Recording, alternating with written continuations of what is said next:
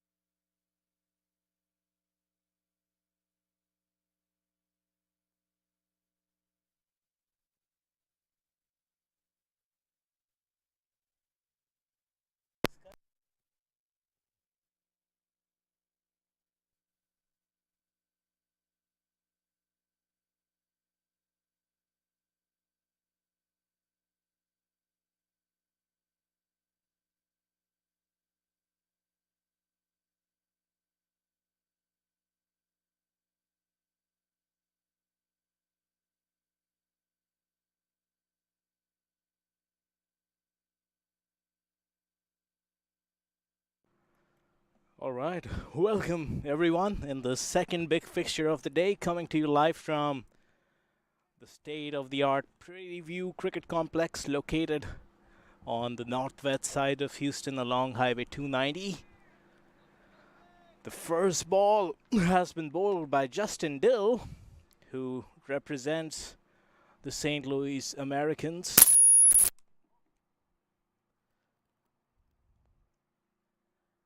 The toss was won by Corey Anderson on behalf of Dallas Mustangs, and he had no hesitation in deciding to bat first.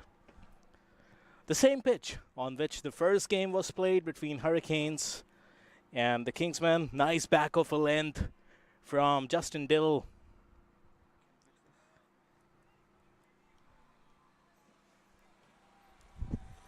The opening pair of Nauman Anwar and Andres Gauss.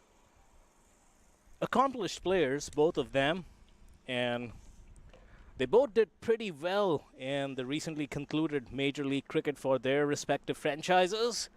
Nauman Anwar for the Seattle Orcas and Andres Gauss for the Washington Freedoms. Again, good line and length from Justin Dill. He's tall, not very lanky, has a wiry frame, but likes to hit the deck. And oftentimes, there's so little emphasis paid on the importance of the new ball for the bowling side. But the teams who tend to use the new ball well, you'll see that's monumental to their performances, as this one is again back of a length and looks like it's got Nauman Anwar near the groin or the midriff somewhere, and he's down on his knees. Of course, the new hard ball really stings.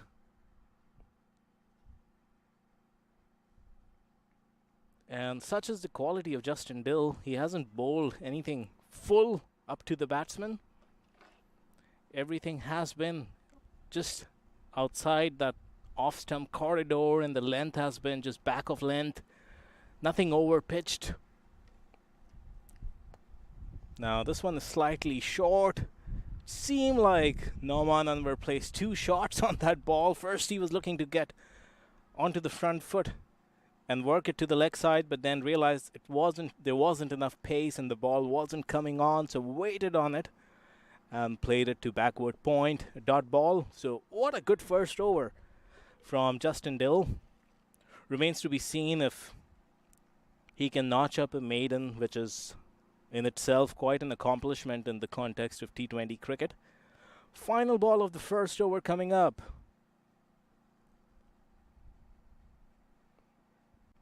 And this one, there's no slip. And the slashing bat of Nauman Anwar takes a wide edge, thickish edge, and flew in that second slip corridor kind of an area, and it goes for a boundary. There was no third man back there either.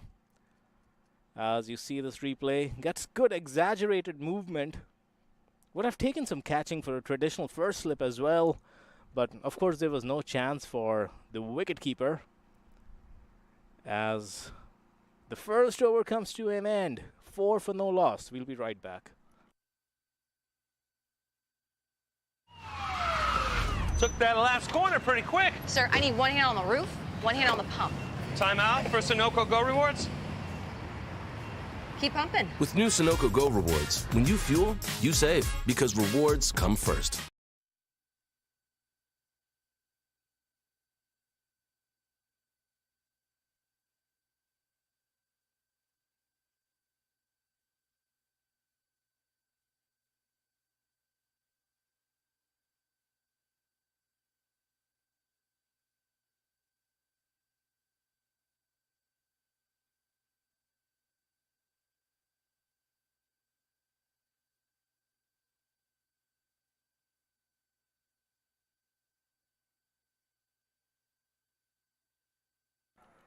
All right, so we're going to resume proceedings in the second over. The St. Louis Americans are going to bowl. They've been asked to bowl, in fact, after Dallas Mustangs won the toss.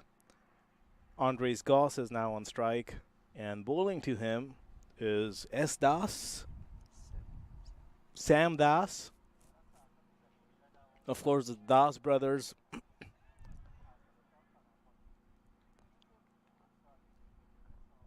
Young talents who've come through the ranks playing local cricket in the USA. Sam Das is an established left-arm swing bowler. This is beautifully driven by Andres Goss off the front foot. I think he was looking to drive straight down the ground, but it takes a thickish inside edge and evades that fielder at mid-wicket.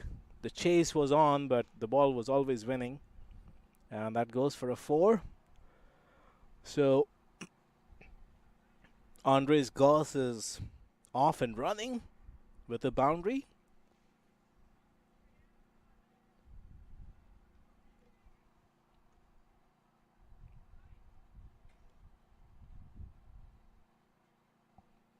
It's a good combination, this Sam Das and Justin Dill.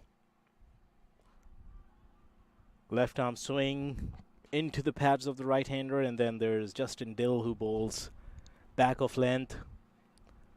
And that's good running between these two. The fielder's going to have a shot at the stumps, but they were always home.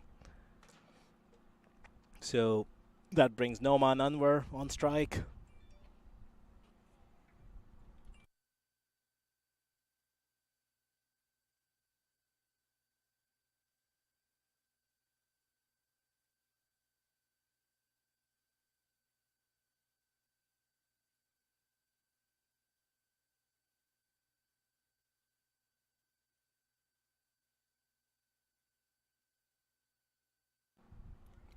Sam Das comes in from the forest and onto the pads of Nauman Anwar, who's very good there.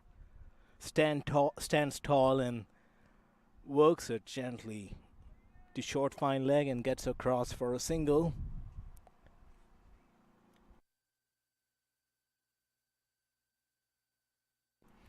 There's so many other games going on right now, all live on this MLC network. A big weekend in the context of this minor league cricket, the Sunoco Minor League 2023. And this one is outside the off stump. Not enough room to be playing that short.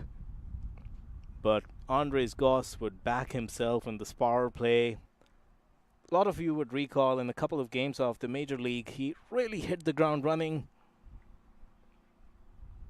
Used to open the batting.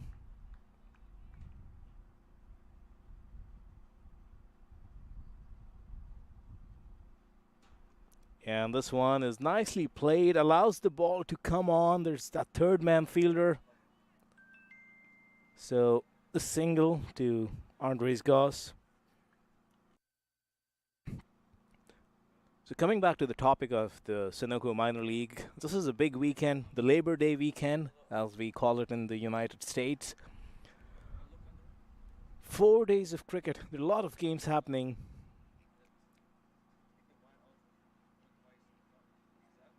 And again, good angle from Sam Das. Left arm over. He's getting the ball to shape away from the right-hander. Haven't seen anything come back into the right-hander yet. So that over comes to a close at the end of 2. It's 13 for no loss to Dallas Mustangs.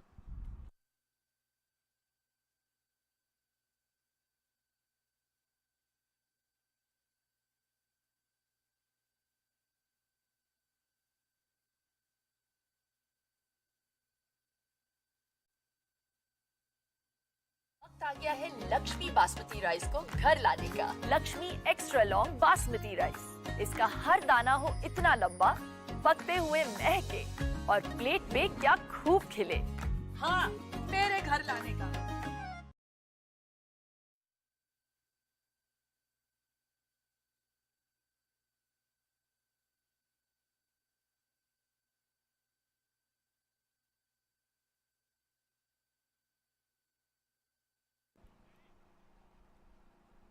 So we're going to resume the proceedings with Justin Dill coming on to bowl his second over.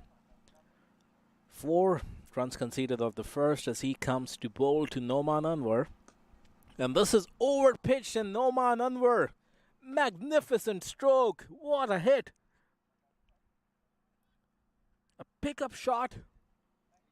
The ball was slightly over pitch. Not really a half volley, but Noman is so strong down the ground. Look at those wrists, the recoil, how quickly he unleashes onto that ball, and it travels and it travels and it comes right next to our commentary box and misses that production van by a matter of few meters. He's looking ominous, is Noman. Good start to this innings, and this one is way short, and wow, that's another 6. So back-to-back 6s for Noman Anwar. One was pitched up and he goes down the ground. A short one and he unleashes a ferocious pull.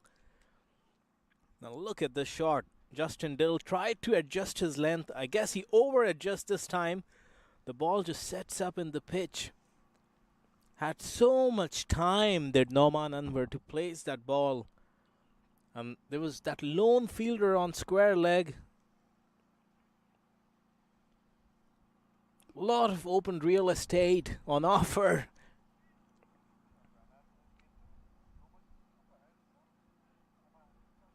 The Dallas Mustangs, you would think, are one of the strongest sides on paper in this year's minor league.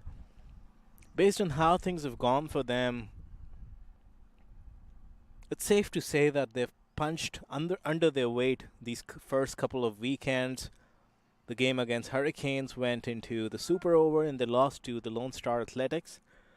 So this weekend at the Labor Day, this next one is again on the hips of Noman Anwar, and he dispatches it. If the last one was brute force, this one was finesse. How he placed it just to the right of that fielder who tried to get across. But there was such good timing as well, using the pace of Justin Dill and using the angles. Wow, he's some player, is Noman Anwar. even in the Major League Cricket, he wasn't out of place when he was batting in the lineup that comprised of Quinton de Kock and batting against the likes of a lot of international bowlers, held his own. And this one, again, it's like freebie after freebie after freebie. Again down the leg side. 2 6s and 2 4s. This is turning into a sorry state of affairs for the St. Louis Americans. Almost as if the Dallas Mustangs were sizing up the bowling the first couple of overs, and now they've developed a likelihood for Justin Dill, who would need to come up with something. And the most obvious thing could be that when you have just 3 fielders on the leg side, 1 boundary rider and 2 inside 30 yards, the line of attack should be outside the off stump.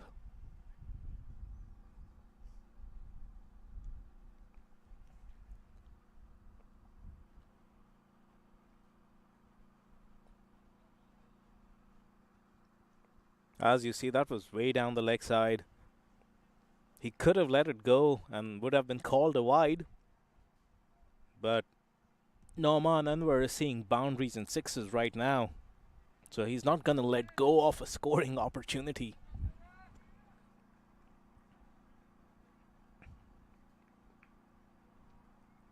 There's panic setting in the ranks of the St. Louis Americans. The wicketkeeper Nikhil Kanchan looks amused. The fielders probably slightly confused. They need to pull this back. Can Justin Dill finish this strong? 2 more balls in the over, and that's the better line of attack. Like we were saying, 7 fielders on the offside. The line of attack always in the batting power play needs to be just outside the off stump, back of length. If you stick to that line of attack, the batsmen are going to make mistakes for you. You don't have to manufacture anything in T20 cricket. And you look at this replay, there wasn't width. I think he was trying to use the pace and glide it between or backward of point, and manages only to chop it on. And Norman Anwar would be dejected. He was looking all set. In fact, he didn't really chop it on. He chops it onto his pad and then it deflects and hits the stump. So unlucky.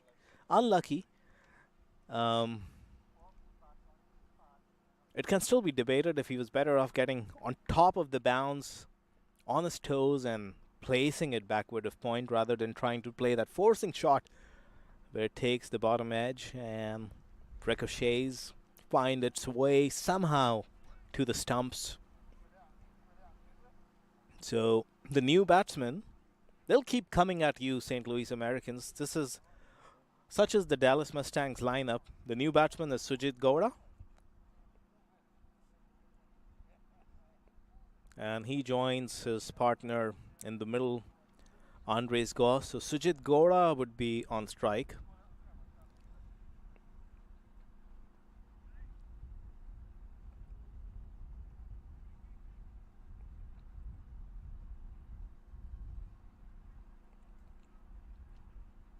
Middle order batsman and also bowls the occasional off spin. 26 years of age is Sujit.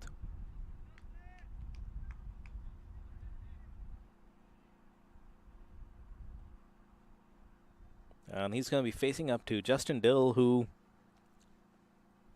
I think would be the happier out of that exchange. Went for 20 runs on the first 4 balls, but he had the final say with the wicket of Norman Anwar. Here he comes. And again, that perfect length. I think that's what he had been trying to bowl, but lost his direction a little bit. And Norman Anwar capitalized on it at the end of 3.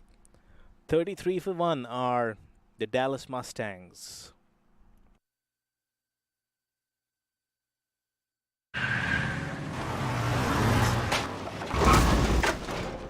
What's up, Doug? What got into you? At Sunoco, we know how to fuel peak performance. Fuel your best.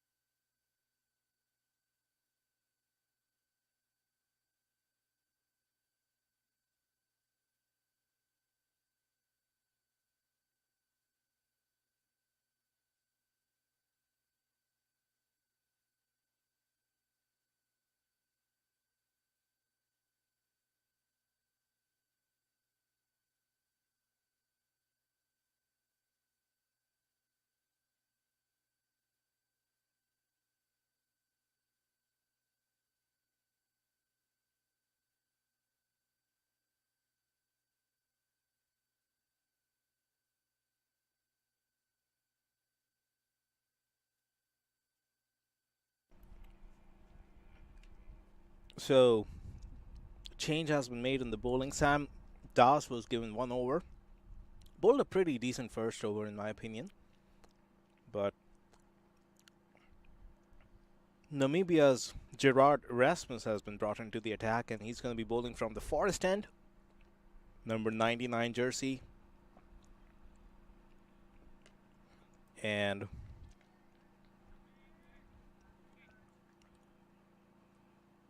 that's a quick arm for a left-arm orthodox.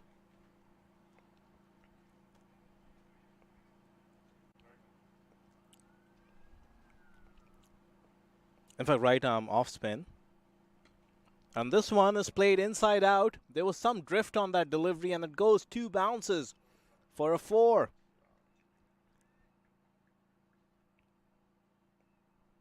Andres Goss, in spite of losing his partner, one thing is for sure, he's not going to hold back in this power play. Yeah, definite drift in the air from Gerard Erasmus. He's bowling with a typical off-spinner's action, but we saw how that ball went away from Andres Goss, who was sizing up that delivery. Knew exactly what he was doing. Went inside out, and now that's brought about a change. There is a long off in place, and this one is driven exactly to that fielder. Looks to be Justin Dill, who'll keep it down to a single, and that's going to bring Sujit Gaura on strike.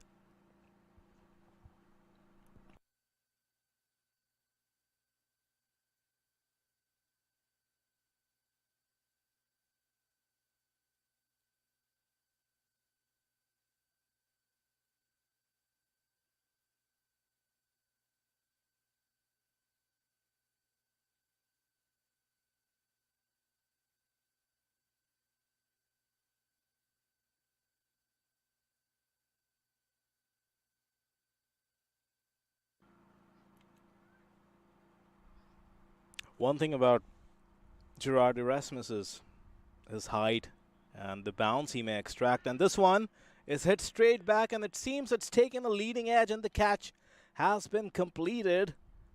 Sujit Gaura was just a tad early in the shot, was trying to close the face of the bat and nudge that ball to the leg side and get through for a single. Took a leading edge, and a great catch was taken by that fielder at covers. Here you see that. Allows the ball to come on, and again that exact same thing. I think you'll have to give this wicket to Gerard Erasmus rather than an error from Sujit Gaura. Like we were saying, that even the previous delivery had a lot of drift on it. He comes across as a off-spin bowler as we look at this catch.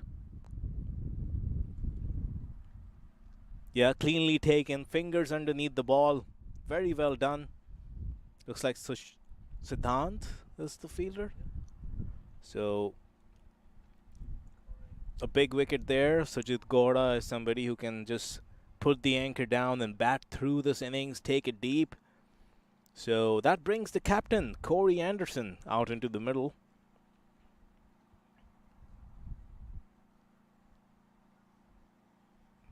But wow, the introduction of Gerard Erasmus might be a game-changing moment here. What we've seen of him in these 4 deliveries, at least a couple of them have gone or come out of his hand like an outswinger. And there's some off-spinners who have developed that skill, especially in the context of T20 cricket, when you're bowling with the new ball inside the power play. Off-spinners have developed a skill set where they bowl seam up. The angle of wrist is such that the ball comes out seam up and you get that drift or swing in the air rather. That's exactly what we've seen in these 2 deliveries, and Sujit Gaura was probably playing for a traditional off-spinner and closed the face of the bat, and the swing got the leading edge and the wicket came about. Now slip for Corey Anderson is in position. Good start by Gerard Erasmus. Coming around the wicket to Corey Anderson. And that's nicely played by Corey. Opens up his stance, ensures the bat and pad are close together. After 4 overs, St. Louis Americans are turning this around just a little bit. 38 for 2 after 4.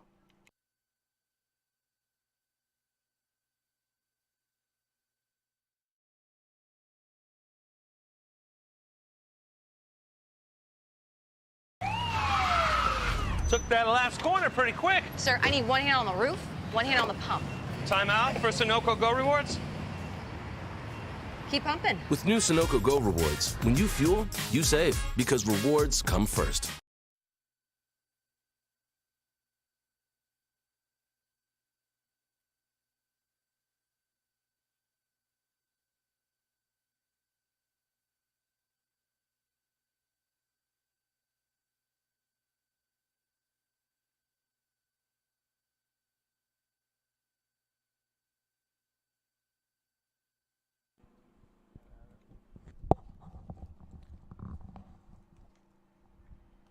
So, reporting live from the 5th over of the innings. Change of ends for Sam Das. He's coming from the Highway 290 end. And the reasoning to that would have been, we talked about that disguise swing bowling that Marias Erasmus was doing. Gerard Erasmus was doing, and the wind that's blowing across the ground was going to assist him in that from the forest end. So that's the reason Sam was held back after just 1 over, and he has had a change of ends. Marias Erasmus is a well-known umpire in the international circuit. Gerard Erasmus, playing for St. Louis Americans, is a Namibian cricketer, age 26. Back of length from Sam. It's again pulled to that fielder, Siddhant, who took that wonderful catch to dismiss Sujit Gowda. He's now fielding a deep square leg, and for Corey Anderson, he's going to cover some 50 yards and find a spot at third man.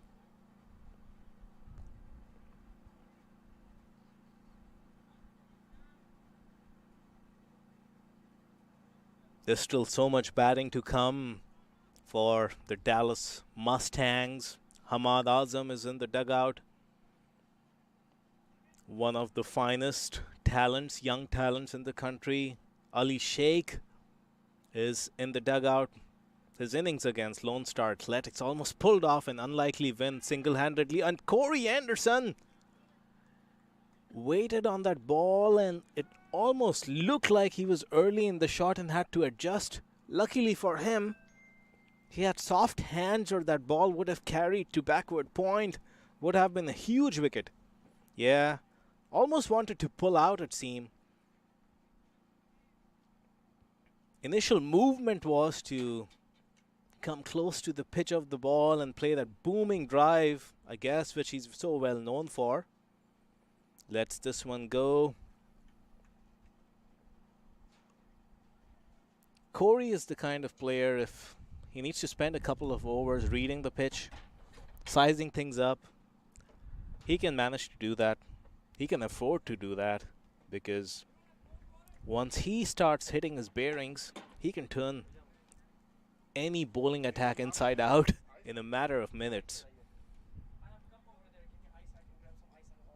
And this one is beautifully driven. It was a little too short, so give Corey Anderson too much time to place that ball and look for that gap.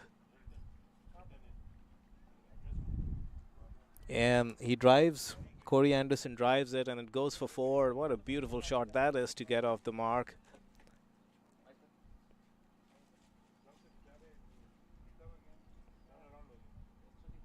A fact that I don't need to overstate, but yeah, he was the record holder for one of the fastest hundreds in one-day internationals at one point in time. He's facing up to Sam Das, and a nice delivery back of length.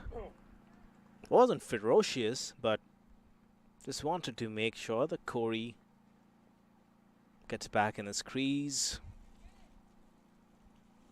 At the end of 5, it's 43 for 2, the Dallas Mustangs. वक्त आ गया है Lakshmi basmati rice को घर लाने का। Lakshmi extra long basmati rice, इसका हर दाना हो इतना लंबा, पकते हुए महके और प्लेट पे क्या खूब खिले। हाँ, मेरे घर लाने का।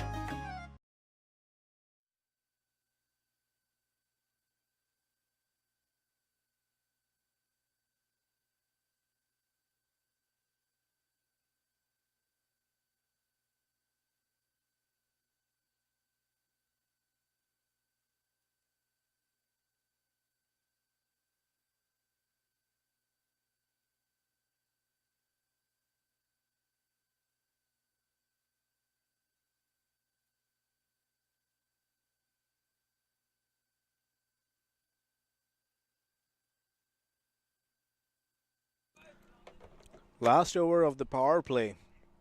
No surprise, it's Gerard Erasmus. Conventional off spinner this time. Nicely worked by Andres Goss for a single, and that's going to put Corey Anderson back on strike. I would expect that Gerard Erasmus is going to be bowling conventional off spinners to Corey Anderson, who's a very good player of spin bowling. But we have to wait to see that drifter, the outswinger, which brought the downfall of Sujit Gora. Nice and tight. Corey Anderson has faced 3 deliveries of Erasmus and has shown him a lot of respect. This one was just slightly outside the off stump. Wasn't attacking his stump, so Corey Anderson could afford to be a little more expressive.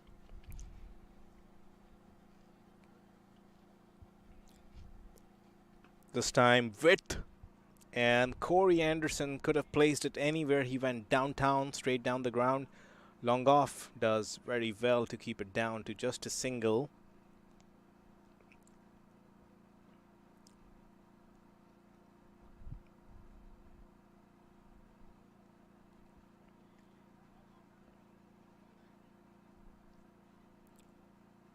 Gerard Erasmus is quite an addition to the St. Louis Americans. He's just as accomplished with the bat as he is with the ball.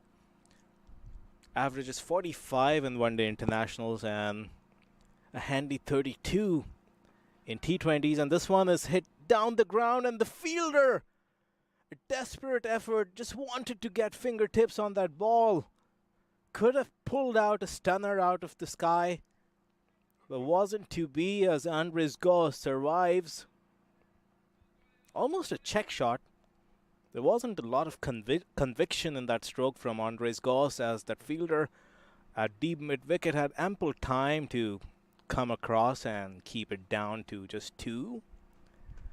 And this one, inside out, goes to wide-ish long off, and that's going to bring an end to the batting power play.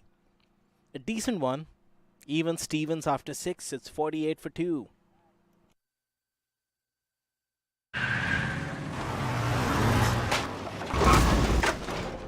What's up, Doug? What got into you? At Sunoco, we know how to fuel peak performance. Fuel your best.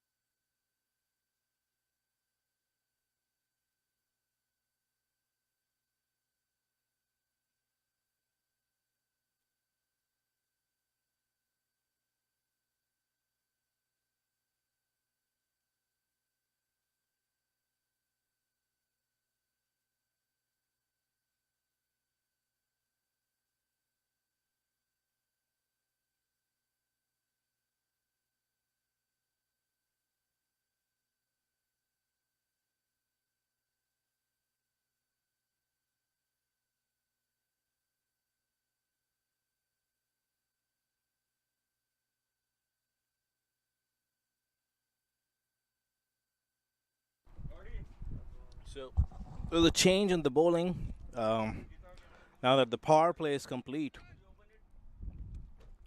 the St. Louis Americans can spread the field and bring on more spin. Angad Singh Bhatia comes on.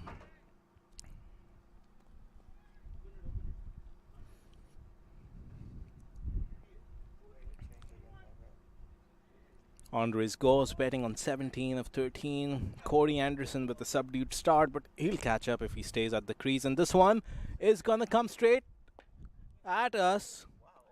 Literally flew over my head. My instinct was whether to protect this equipment or protect ourselves. Luckily for us, it bounces over our head. Just the timing. How ominous Andres Goss looks once he gets his eye in. He was so casual the way he played the shot. We all thought maybe that fielder at cow corner or mid-wicket is in play. And it just kept going and going and sailed over his head by a good 15 to 20 meters. Angad under pressure. Now room outside the off stump, and it seems Andres Goss misread that one to be a wide. It wasn't to be. It was good 6 inches inside the markers. So he would feel he missed out because those two fielders are inside the circle on the offside, and this one again, and he finds that same gap we were talking about.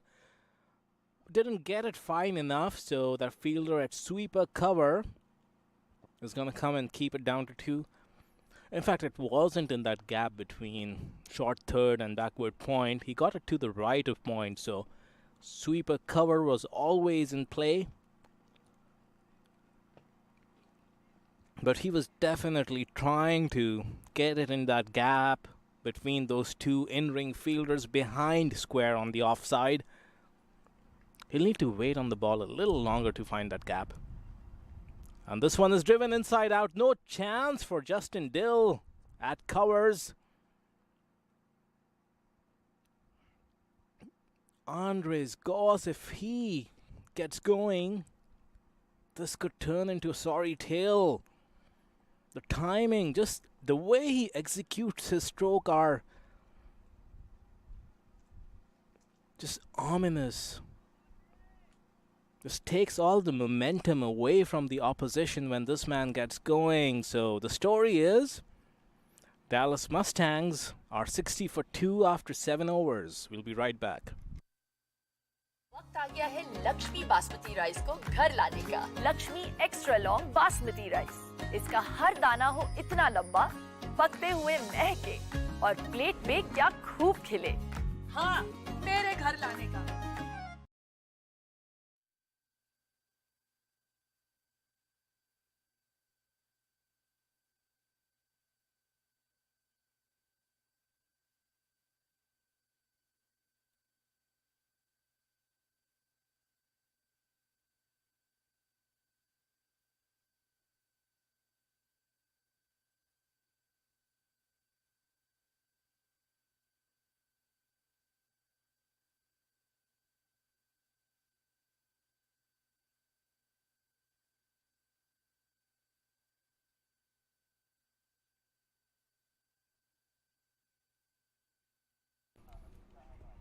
So, over number 8 is about to resume. More spin has been introduced.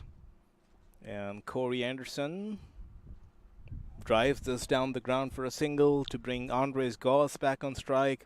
Corey Anderson wouldn't mind turning the strike over to Andres Goss. The way he's going right now, there's Andres.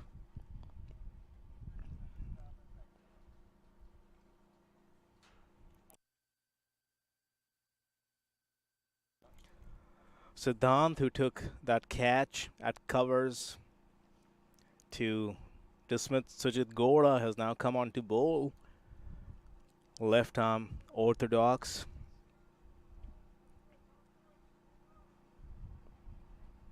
Loses his footing, so he's going to mark his run up all over again.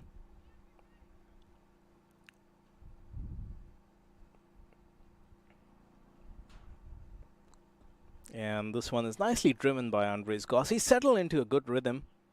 He threw some punches in the batting power play. And now he's got his eyes on batting through these middle overs and looking to get through the later stage of the innings, trying to get a big one. And everyone else can bat around somebody like him.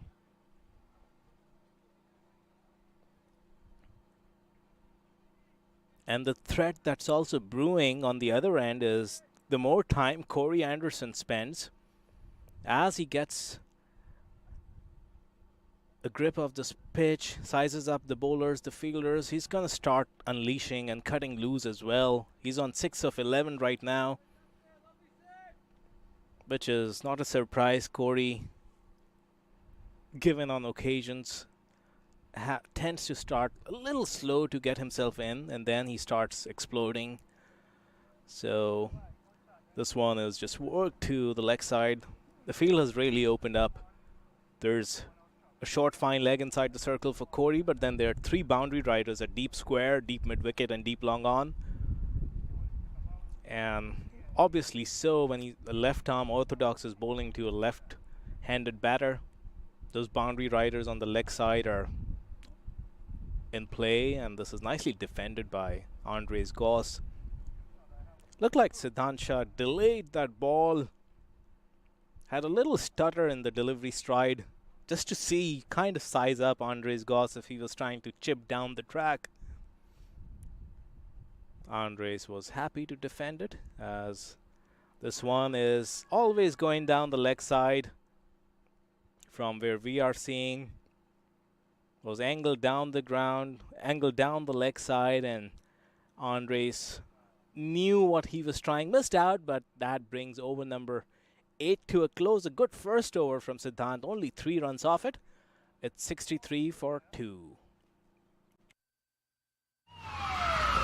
Took that last corner pretty quick. Sir, I need 1 hand on the roof, 1 hand on the pump. Timeout for Sunoco Go Rewards. Keep pumping. With new Sunoco Go rewards, when you fuel, you save, because rewards come first.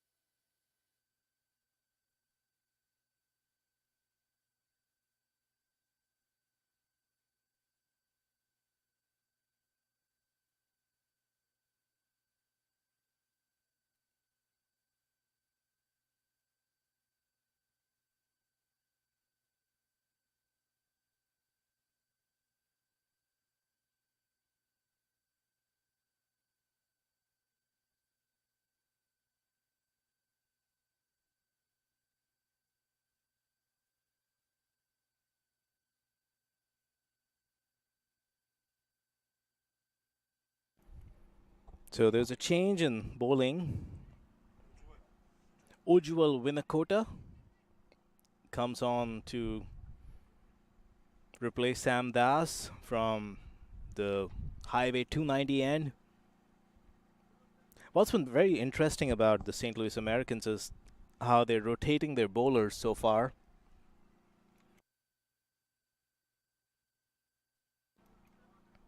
Justin Dill knows the resources at his disposal very well.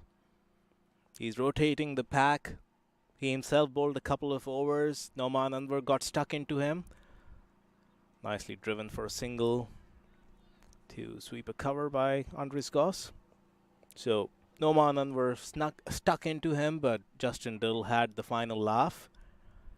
And ever since, he's just made a lot of bowling changes, not giving the batsman enough sighter of any particular bowler, not letting them settle in. Andres Goss, mind you, has settled into a good rhythm, but Corey Anderson, still, there are a lot of questions being asked of him. A little scratchy at times to start.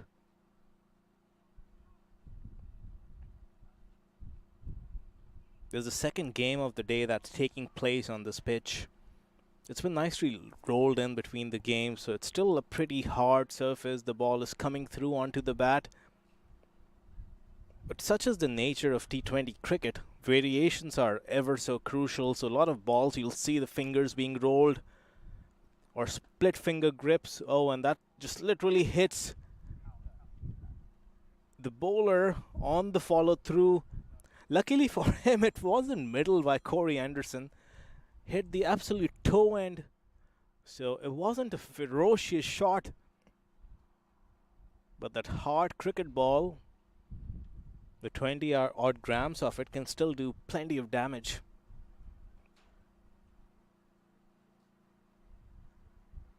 And the runners have come out with the drink, so looks like there's going to be a slight interruption. As you see, literally the toe end, but the bowler Ujjwal, he wasn't even looking up. He was in his follow through, so he didn't even know what was coming at him. Luckily, it just evades his head by a matter of few inches and hits him on the waist. So no serious damage done. We'll try to pull up the bowling card because I've been saying they made so many changes. I think as many as 5 bowlers have bowled so far.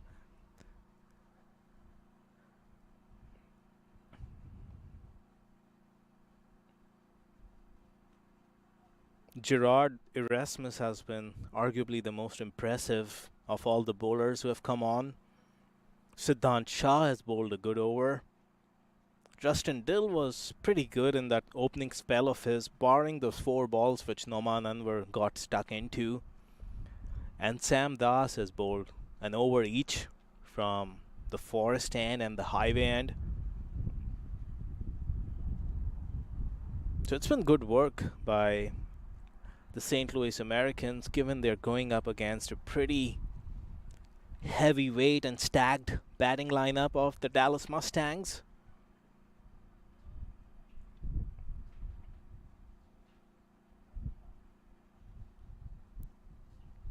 And this one, a lot of time for Corey Anderson, but still not pinging off his bat like only Corey Anderson can.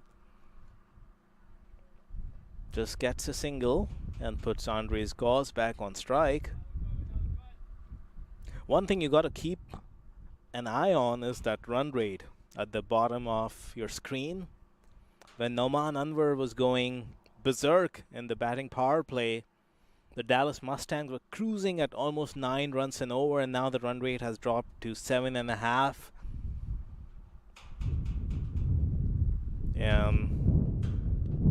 This ball had some eerie bounce to it.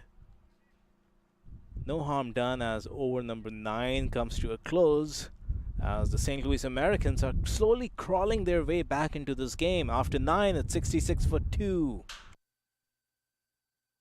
वक्त आ गया है Lakshmi basmati rice को घर लाने का। Lakshmi extra long basmati rice, इसका हर दाना हो इतना लंबा, पकते हुए महके और प्लेट पे क्या खूब खिले। हाँ, मेरे घर लाने का।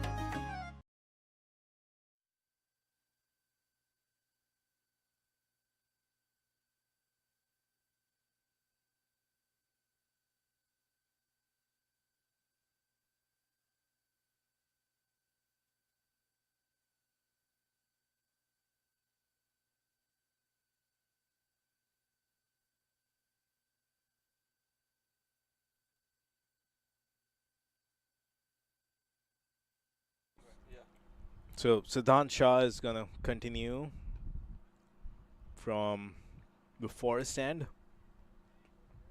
A lot of trust has been shown into him by the skipper Justin Dill. No preconceived notions of left-arm orthodox bowling to a power hitter, left-handed batsman. I have to give credit to Siddhant also. He's kept everything out of that swinging arc of Corey, which goes from long on to deep mid-wicket.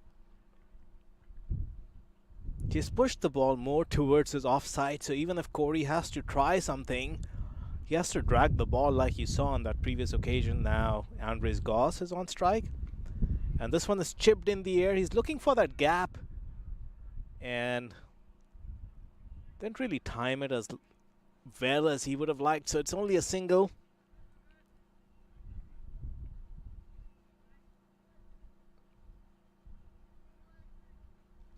Barring those 20 runs and 4 deliveries from Nauman Anwar's bat, it's been pretty sedate and subdued as far as. And this is, again, as we were saying, that arc is going to be exposed the moment Siddhant misses his bearings, and that's exactly what's happened. Even mishits from Corey Anderson's bat are going to travel well over the boundary. As you see, this one was a reasonably short delivery, gave Corey so much time to rock onto the back foot and pick that gap over deep mid-wicket. There was only one outcome the moment that ball landed on that pitch. 3/4 of the way down.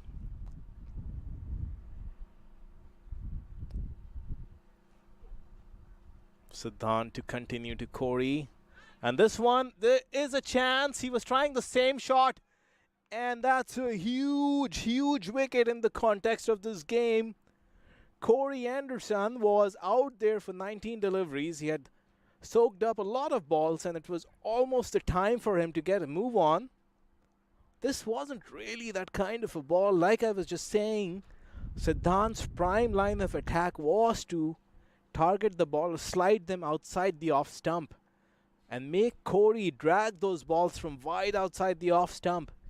And you'll realize that's exactly what's happened on this occasion as the replay comes on your screens right now.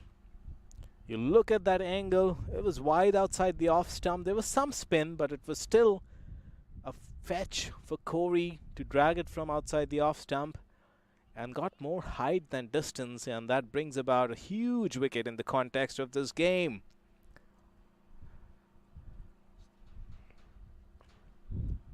And Corey Anderson departs for 16 of 19 deliveries, a wicket that Siddhant is going to cherish. Looks like the new batsman is Hamad Azam,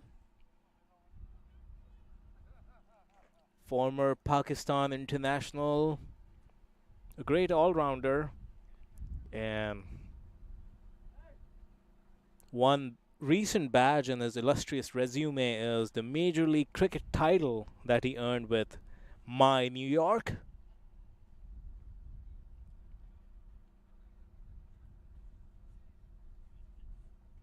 Quite a team player.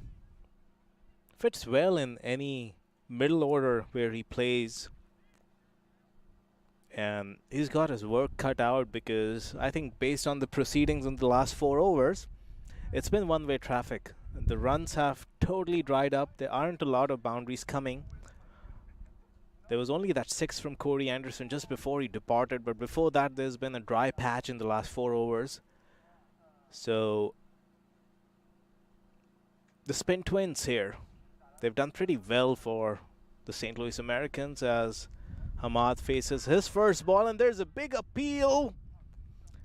It looked like it just pitched around the leg stump, so may have pitched outside leg or just barely missing the leg stump, but Brian Walters also seemed to suggest that the angle was always taking it down the leg side. It didn't spun enough to be hitting the stumps. So over number 10 comes to a close. The Dallas Mustangs are 74 for 3.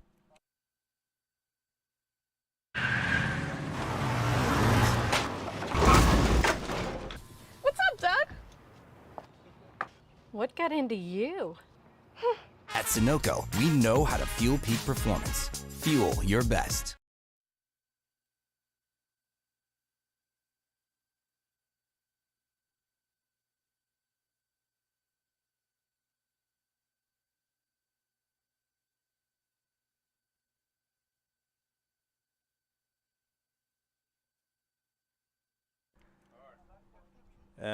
Uday, we're back in the 11th over. Now Andres Goss's role changes here. I think he would have planned to just continue batting in the same vein and notch up the runs, but now he might have to hold one hand and make sure that he takes this game or his innings into the deep stages of the game.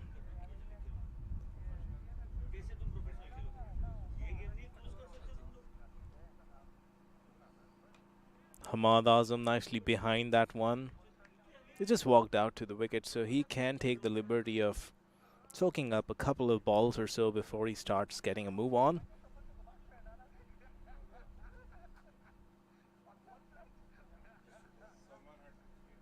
But everything in the middle overs has been so good.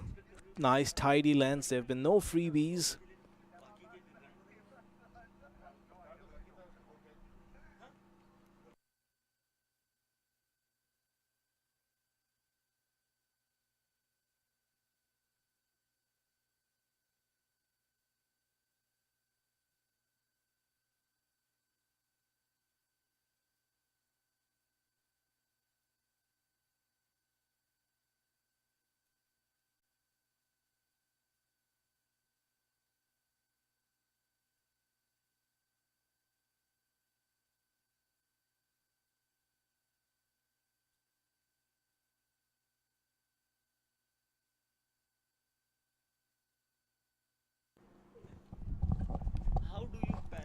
And this one just evades that fielder at point. He put a desperate diving effort, but in vain as Hamad Azam gets off the mark.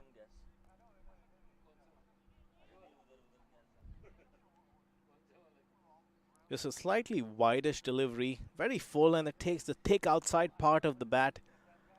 And the outfields are just so lightning fast. It's been a long summer.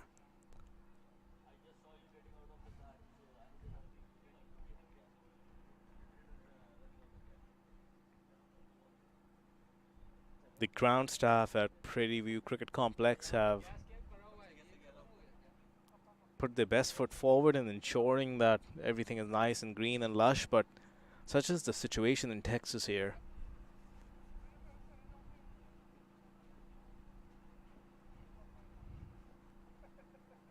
And this one just evades the outside edge. Hamad Azam was again looking for that same gap, just trying to get it left or right of that fielder at point.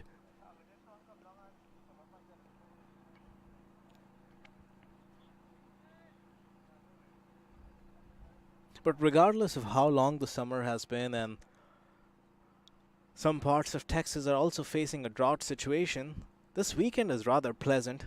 The temperatures are not as high as they've been all summer long. We've seen a dip of about a good 10 to 15 degrees in the last couple of days.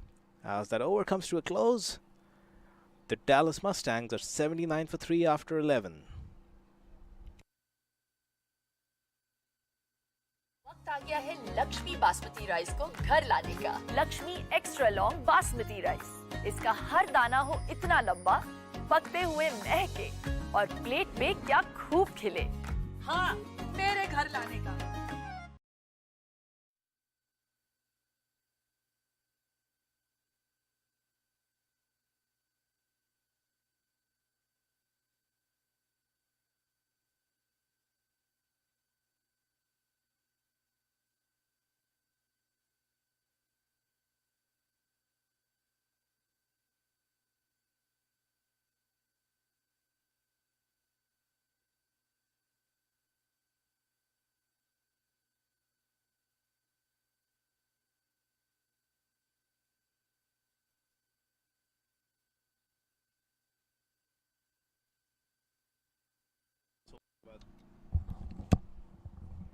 So Siddhant Shah is going to continue, and a slight misfield at backward point.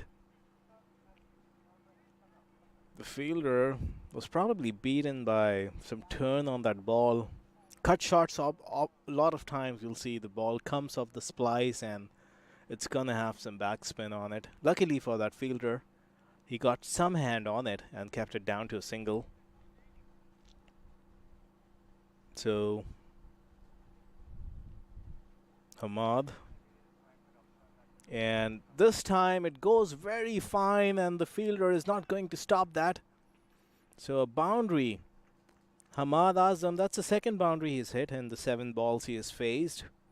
So he's gotten off to the blocks just fine as Hamad. Yeah, he wasn't intending for the ball to go that fine. It took a thickish edge off his bat and was very fine. So the fielder at short third couldn't get across to cut it off. So Hamad will take that. The Mustangs will take that as Siddhant Shah continues, and nice turn on that one. Hamad Azam knows that the situation demands for him to play a substantial knock. And he's being overly cautious, but this could have been tied if there would have been a direct hit. There was some misunderstanding. Hamad thought a single was on, just took off without confirming. In his defense, Andres Goss might have also taken an initial step and then decided to return to his crease. And this one is nicely swept by Hamad. Just a single to deep square where Gerard Erasmus does the cleanup, keeps it down to 1. So Siddhant Shah has bowled a really good spell, especially given the stature of the batsman he's been bowling to. He's bowled to Corey Anderson, Andres Goss and Hamad Azam, 3 internationals. And this one, very nicely played. Remains to be seen if the fielder can cut it off. Some fancy footwork there. And looks like there's no further debate, so that's going to be just 3 runs. So over number 12 comes to a close as we look at this replay. Happened right in front of us, and to us also it looked convincing enough that it wasn't a boundary. It doesn't look like he disturbed the rope whatsoever. So 3 runs. First looking to bend down and pick up, and then decided to bring in the good old foot. 12 overs gone, 88 for 3. It is last 8 overs to come. Took that last corner pretty quick. Sir, I need 1 hand on the roof, 1 hand on the pump. Timeout for Sunoco Go Rewards. Keep pumping. With new Sunoco Go rewards, when you fuel, you save because rewards come first.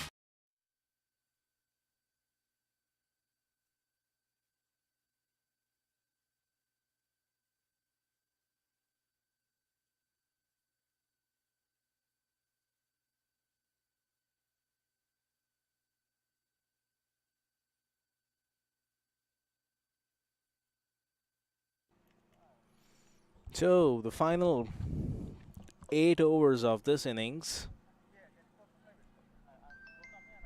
And this one has been dispatched. That's gone some distance. That might be the biggest 6 of the day. From the bat of Andres Goss, a new bowler has been brought into the attack.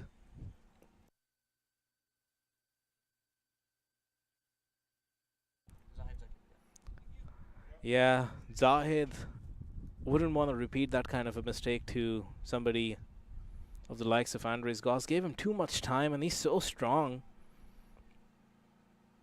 I've compared him to somebody like Jason Roy on quite a few occasions. Very compact player, but packs a punch.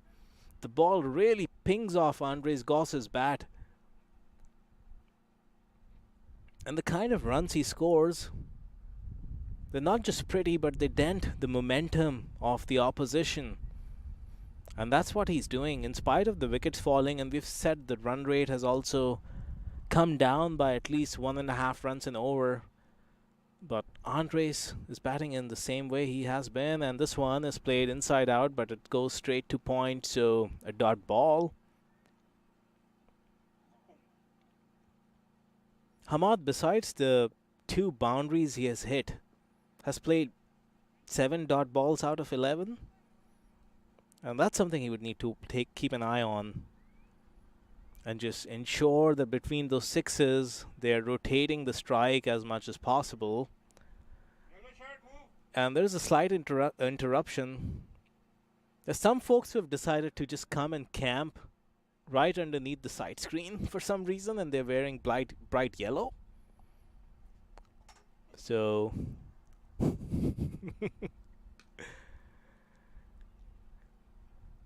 no harm done as cricket has resumed.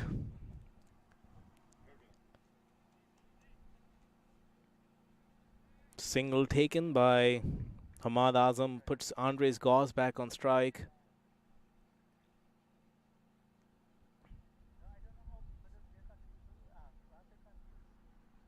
Looks like there's still some movement in the field, so Zahid pulls off from his action. He's going to have to bowl that again to Andres Goss.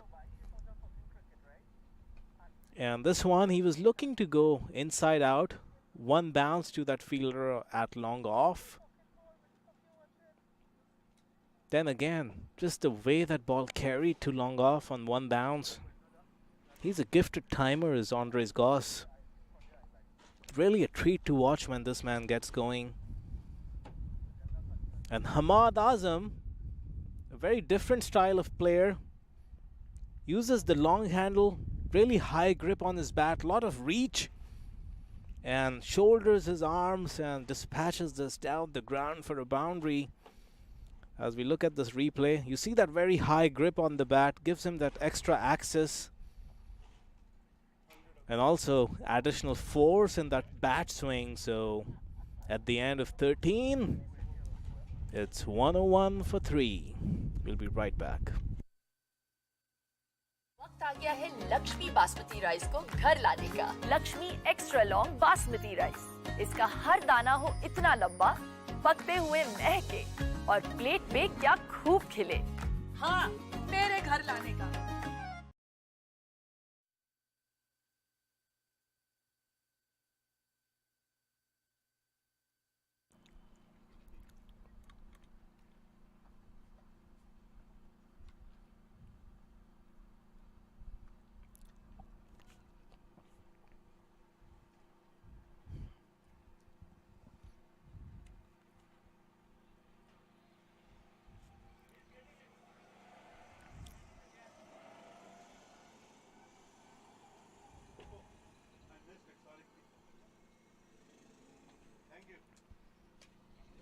So like we were saying, at around the 10 over mark, 11 over mark, that St. Louis Americans have done well to turn this around just a little bit. They had managed to dry out the runs. The last couple of overs have gone for, I think, 25 runs. So Dallas Mustangs ensuring that they don't lose the momentum in spite of the fall of those wickets. And Andres Goss has a lot to do with that. A 6 and a 4 of the last over. The boundary, of course, came off the bat of Hamad Azam of the final ball of the delivery. He's back on strike now as Siddhant Shah is going to be bowling out. He's been the pick of the bowlers as far as the St. Louis Americans are concerned. Has kept it really tight. Got the big wicket of Corey Anderson. And this was nicely worked by Hamad Azam. Good use of the wrist. Rocks onto the back foot. Uses his height to good effect.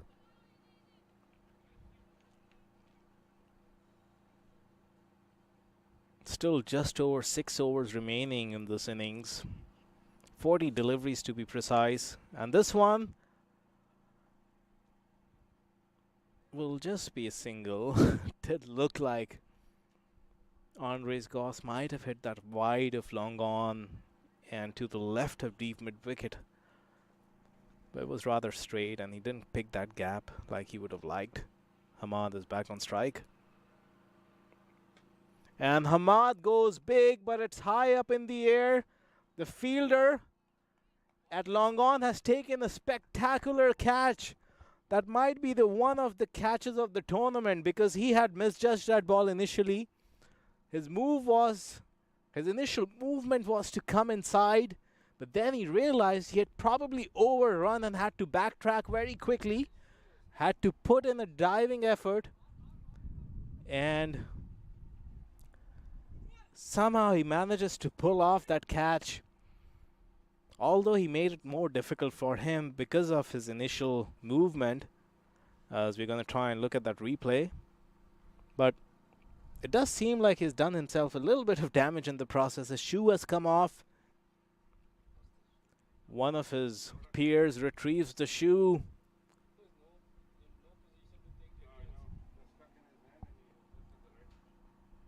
What's most interesting to me is it almost didn't seem like he put in a dive. He tripped, but he tripped in the right place. The ball was literally coming at his face.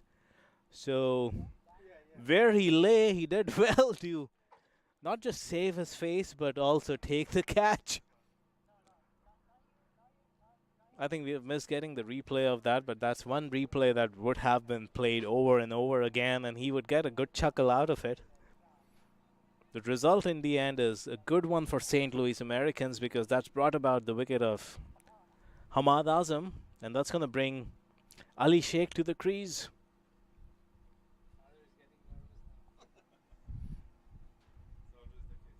In the previous game, Candace Tromp, the mother of the Tromp brothers, were sitting with us in the dugout, and now we've got the dad of Ali Sheikh.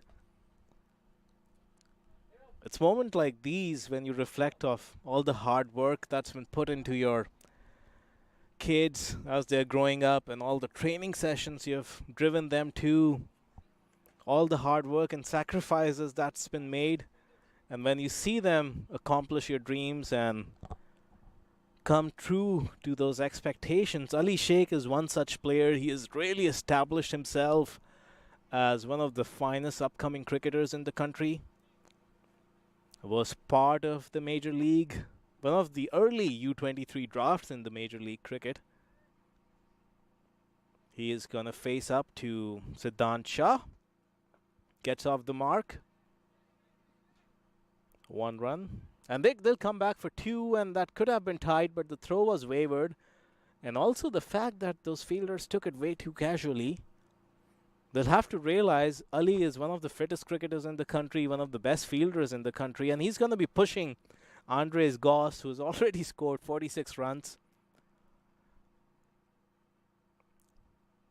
So 2 runs there. And this one was outside the off stump. Ali was trying to chop it to backward point, misses it. The over comes to an end after 14. 106 for 4, Dallas Mustangs.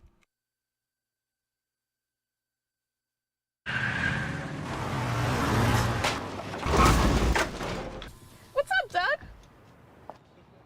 What got into you? At Sunoco, we know how to fuel peak performance. Fuel your best.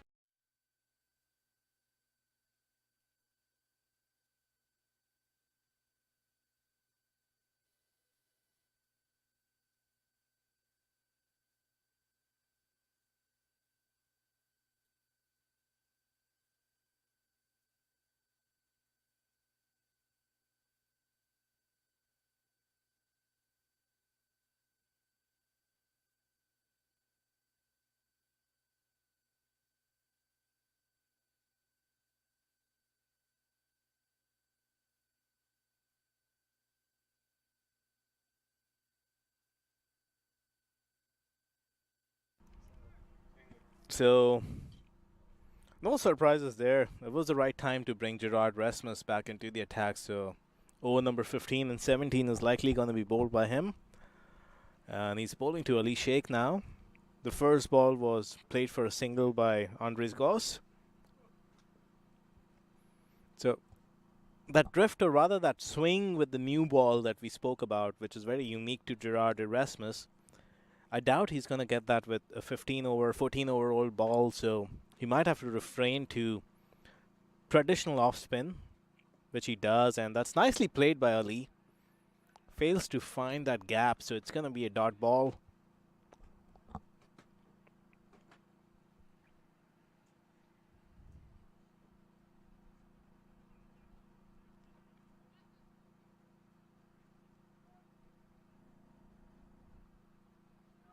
And That one, Ali was looking to eye that fence on cow corner towards cow corner. Through the kitchen sink, got an under edge, and luckily for him it evaded the keeper, got them an opportunity to get through for a single. Now this partnership, especially after the departure of Hamad Azam, is going to be so crucial for the Mustangs. They're a power weight franchise. They've got so many good players in their ranks. But they've lost a bunch of wickets today, and there isn't a lot of batting to come after this. Nash Kenjige would differ with that statement. But this pair needs to ensure that they take this deep into the death overs while scoring 8 to 10 runs an over during these next 2 to 3 overs. And this one is again nicely bowled. Cramping Ali, hits the pads, and a dot ball is the result.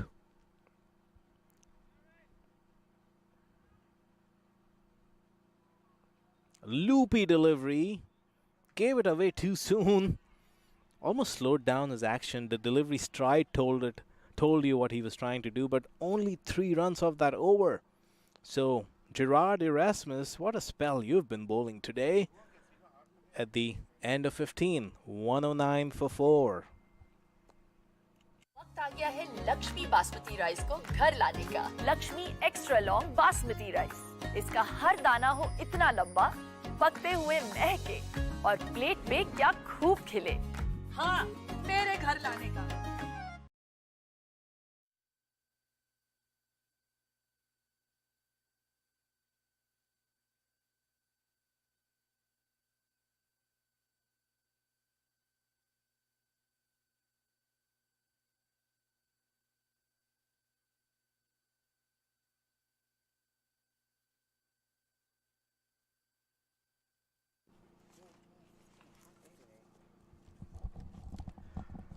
Alright folks, so we're back live. 5 overs to go in the innings, 30 balls, and the Dallas Mustangs would be hoping for a minimum of 50 runs.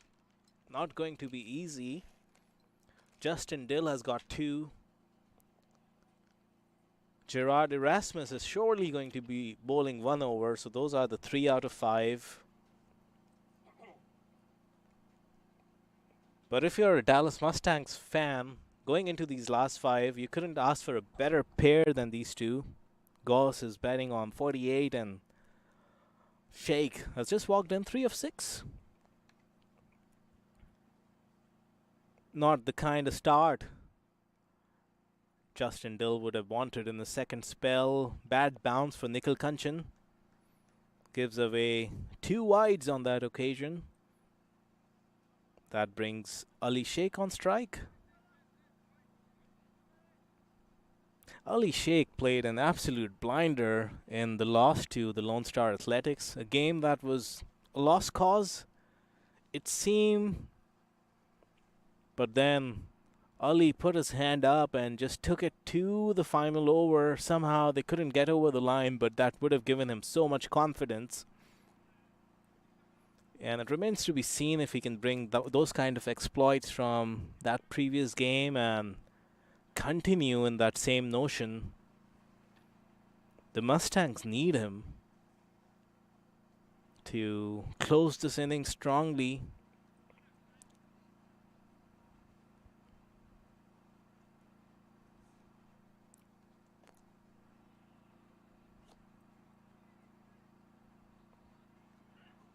And this is slash by Ali. What a shot that is. The invitation was there. But the beauty of that shot was how quickly he picked up the length and stayed in his crease. In fact, went back and across. He's got quick hands. He's got the ability to pick length off the ball so quickly. To a lot of left-handers, that ball would have just evaded the outside edge and settled in the gloves of the keeper. Not with Ali Sheikh is the case. And it looks like Justin Dill has realized the strength of Ali, how good he is in that area, so he's cutting that angle out and going around the stumps. Third man has dropped back. And again, that same line and length and the same kind of stroke, but this time Ali rolls his wrist and keeps it down. Went straight to Gerard Erasmus, who does well to field it on a bad bounce, so only a single. 7 off the over in the first 2 deliveries. Andres Goss is on 48. I wonder if he's going to cut loose once he brings up that half-century 50-run mark.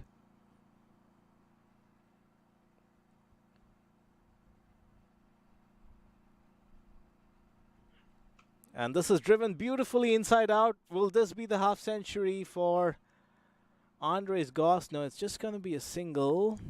So he moves on to 49. It was good effort by that fielder at long off. Cut it down. Was very quick off the blocks.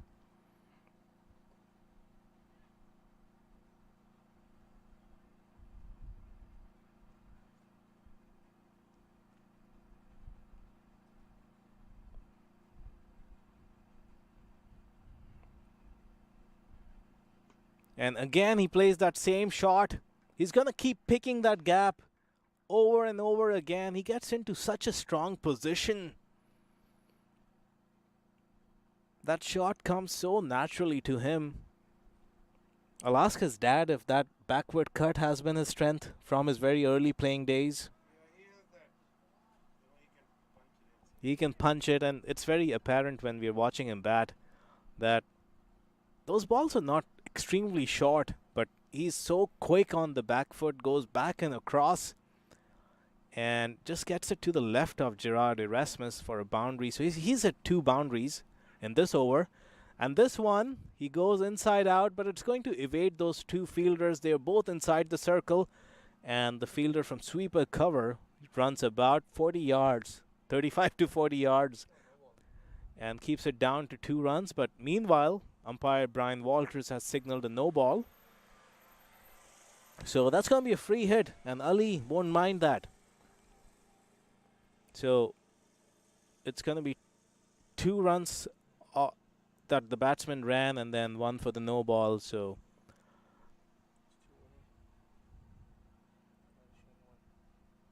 3 runs to the total of that previous ball. The field cannot change because it's the same batsman on strike, so he cannot drop long off back at the boundary. Let's see if Ali goes down the ground, and he does. And long on is trying to come across and keep it down to 2. Andres Goss is coming back for a second, and that's good running by these 2.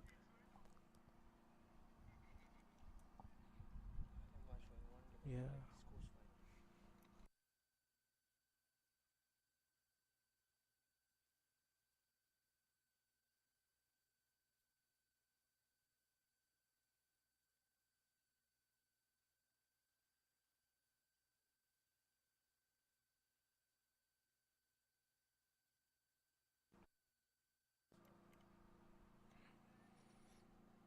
So Ali Sheikh has made quite an impact. 16 of 11.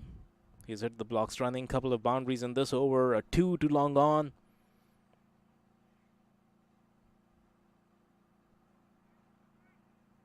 A change in the field that's happened at this ball. His point has dropped back just because of that shot we talked about, which he keeps playing, and the ball goes exactly there. Third man was brought up inside the circle. They've realized that he's going to look to play that powerful dash outside the off stump the moment he's given any width. Those balls weren't very wide. He's literally picking them up from 4th stump. Quite a skill to possess as the over number 16 comes to an end. It's 127 for 4. Took that last corner pretty quick. Sir, I need 1 hand on the roof, 1 hand on the pump. Timeout for Sunoco Go Rewards. Keep pumping. With new Sunoco Go rewards, when you fuel, you save because rewards come first.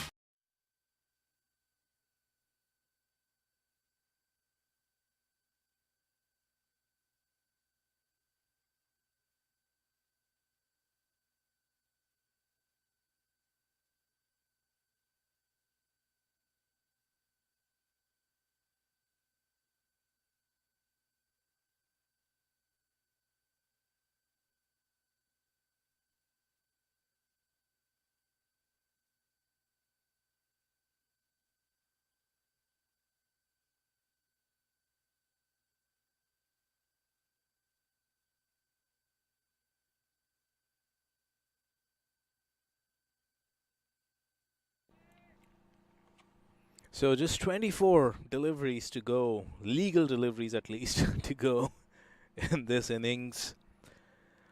The run rate is still hovering at that 8 run and over mark. They've done pretty well to bring it up where it was about 3-4 overs ago. It had dropped to almost 7. There's been some acceleration in the last couple of overs, especially since Ali Sheikh has walked out. He has brought some positive intent. Andres Goss has taken the back seat to the young man and is giving him the strike. Andres himself is approaching his 50s on 49. You can put all your money on Andres cutting loose as soon as he gets to a 50. Not that he bats for landmarks, but given they've lost 4 wickets, he had to cut back just a little bit and let the young man take the lead for a couple of overs.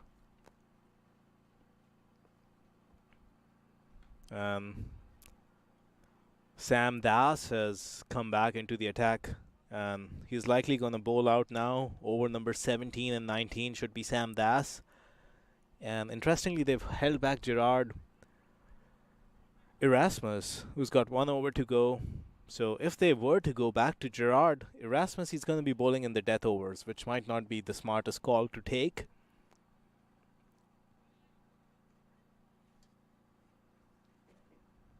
So 23 deliveries in the innings remaining.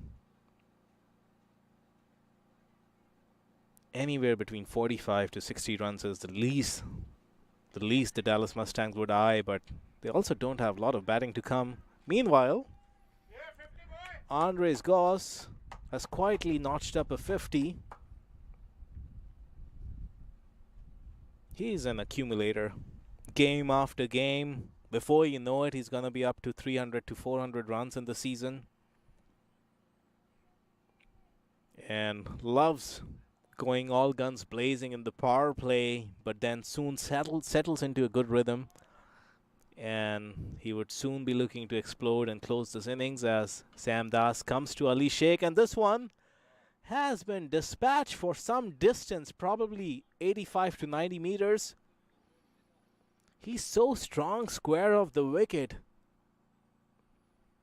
Every boundary he's hit so far, 3 of them and the 6 has been square of the wicket.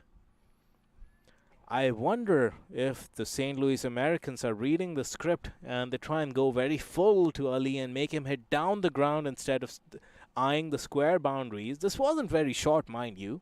It was just back of length.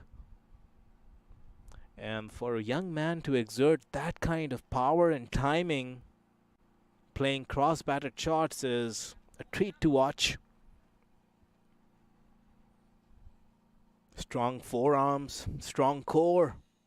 That's where you generate all the power. And this one was a slowish delivery. Looked like Sam Das rolled his finger, so it stuck in the pitch.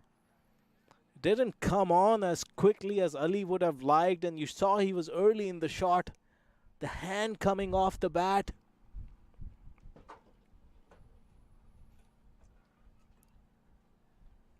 Two fine young talents of the USA circuit, Sam Das and Ali Sheikh, going at it. Even Stevens this contest. Ali hits a 6 and Sam gets his wicket the next ball. So this would be a huge wicket in the context of this game. Ali, someone who could have done some serious damage heading into the death overs, but look who's walking out. It's almost as if this man has discovered some new prowess. Nash Kenjige.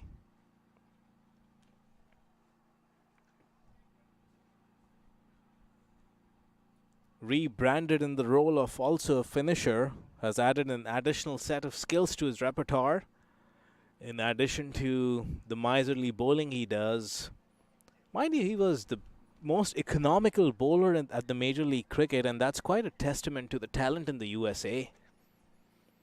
Given all the names that were on display, especially in the spin department, the likes of Shadab Khan, Adam Zampa, and so many other accomplished bowlers, Sunil Narayan, Imad Wasim, so many international bowlers came, the stars that descended at Grand Prairie and Morrisville, Church Street Park for the Major League Cricket, and one of our own, Nash Kenjige, was the pick of the spinners, and he's going to take strike. His bowling prowess is not what's on display. He's pretty effective with the bat as well of late. And this one goes straight up in the air, and that's a foregone conclusion. We were building up the batting prowess of Nash Kenjige, and he played a shot he wouldn't be very proud of. Just fended away a delivery. It wasn't a hostile delivery. There wasn't a lot of pace on it. Was rearing up from just back of length, and it looked like more than anything Nash just wasn't anticipating that kind of a ball first up. So Andres Goss, it looks like, is running out of partners. 2 wickets and 2 balls in very identical fashion. Fingers rolled on the ball, ball into the pitch, sets up, doesn't come on. And after that 6, it's been 2 wickets of 2 balls for Sam Das, so he's got returns of 2 for 22 in 2.5. Lots of 2s in those bowling figures for Sam Das. 2 wickets is what he has picked of the last 2 deliveries as well. Now we are officially into the tail of the Dallas Mustangs. Adnan Haroon, he wouldn't appreciate being called one of the tail-enders, but he's primarily playing the role of a leg spinner. But in the local cricket leagues, the Dallas Cricket League, Houston Cricket League, he's opened the batting quite a few times. Is a recently accomplished batsman as well, batting at number 8 today. But that's more to do with how star-studded and stacked this Dallas Mustangs batting lineup is, rather than the skills of Adnan Haroon. No questions there. First job at hand is to evade the hat-trick, and he does pretty well. Could have been a single, but Andres Goss wanted to ensure that he's on strike for the next over. So an eventful over comes to an end. 8 runs off it and 2 wickets. 17 gone. The Dallas Mustangs are reeling at 135 for 6 now. वक्त आ गया है Lakshmi basmati rice को घर लाने का। Lakshmi extra long basmati rice. इसका हर दाना हो इतना लंबा, पकते हुए महके और प्लेट पे क्या खूब खिले। हाँ, तेरे घर लाने का।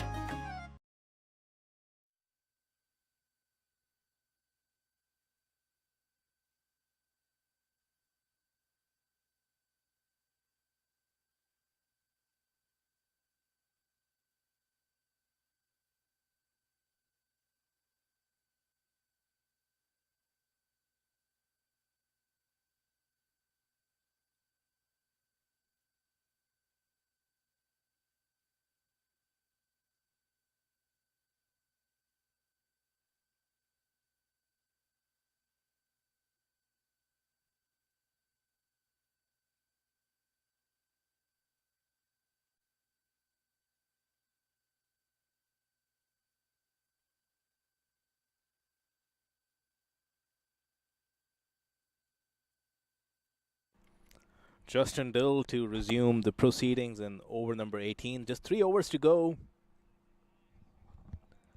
Frustration is what's creeping in to Andres Goss.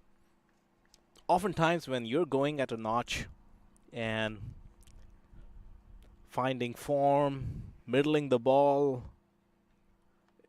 if there are wickets constantly tumbling at the other end, that almost takes away the momentum from your innings, and that's what we're seeing from Andres Goss. The first 40 run he was racing, and the last 10 I think it's been a crawl for him. From 40 to 50 he might have faced about 18 to 20 balls. Such has been the nature of this turnaround.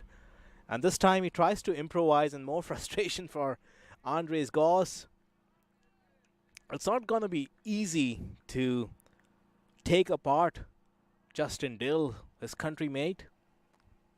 They've both played youth level cricket together in South Africa at the under-19 level. If I'm correct, they belong to the same class of 2011, 2012. the World Cup where Unmuk Chand picked up the trophy for India. A lot of players from that batch of 2012 are playing the minor league this year. Justin Dill, Andres Goss going at it right now as Justin Dill comes again to Andres Goss, and this one is back off length. He was trying to find that gap, but like I said, the run of play often brings that dark cloud even over your form, and all of a sudden Justin Dill is not middling the ball whatsoever. In fact, Andres Goss is not middling the ball.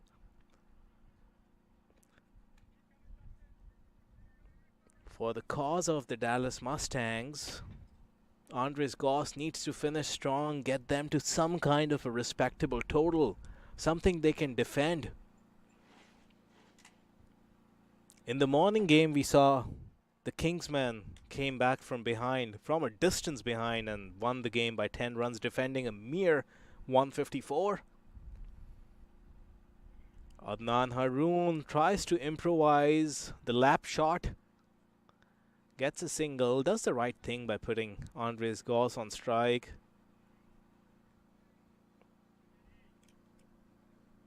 Goss just needs to take a deep breath, refocus, get his bearings right. He's the kind of player who can do some serious damage in these last 14 deliveries. If he goes berserk, he can even get them to 175 from here. And right now, he's just looking rather subdued. And rightly so.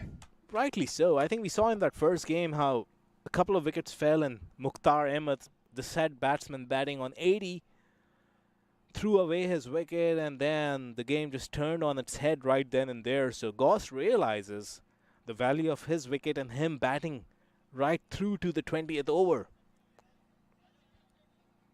No harm in seeing through Justin Dill and targeting the other bowlers. He's going to be looking for a single since this is the last ball of the over, which he does, and this might be a shy at the stumps, but there was no backing up. Right call from that fielder there.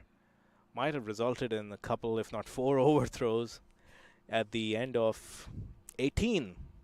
Dallas Mustangs, 140 for 6.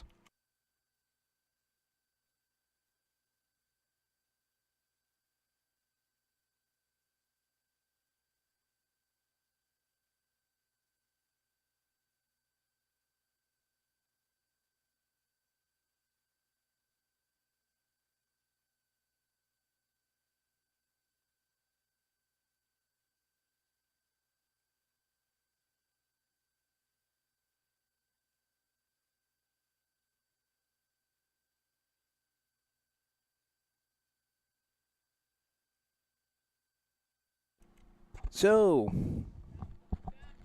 the interesting final 2 overs of this innings. Sam Das is going to be bowling out. He would be proud of those figures of 2 for 22. He's bowling to Andres Goss. And this one's going to be called a wide. It's a game of cat and mouse, such as the nature of T20 cricket. You can almost sense the script, and the fielders and the bowling side also realize how batsmen phase their innings, and it's inevitable that Andres Goss is going to go all guns blazing and throw the kitchen sink in these last 2 overs. Sam Das is trying to keep that ball away from that arc. He's eyeing that wide marker on the off stump. Let's see if he comes back to the stumps. Overcompensates this time, and the second wide. Given the heat and the humidity, you don't want to be overworking yourself, bowling those extra deliveries. You've got 6 balls in an over. Load up and give those 6 balls everything you've got. Sam Das, here you come. This one is hit inside out, but luckily for Andres Goss, it was very flat, so it bounces right in front of the fielder at long off. He would have had his heart in his mouth for a moment. It looked like it was going to carry to long off. But in his defense, he was probably looking to pierce that gap more to the left of long off and hit it over the fielder at cover and pick up a boundary. So no harm done. 3 runs off 1 legal delivery in this over so far. 2 wides and a single off the bat of Gauss.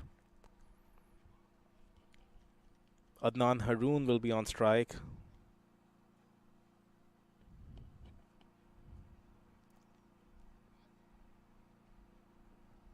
And Adnan tries to manufacture something out of nothing. I think Gauss is going to have a talk with him, and the best bet is Gauss facing as many of these deliveries as possible. Still 10 deliveries to go in this innings.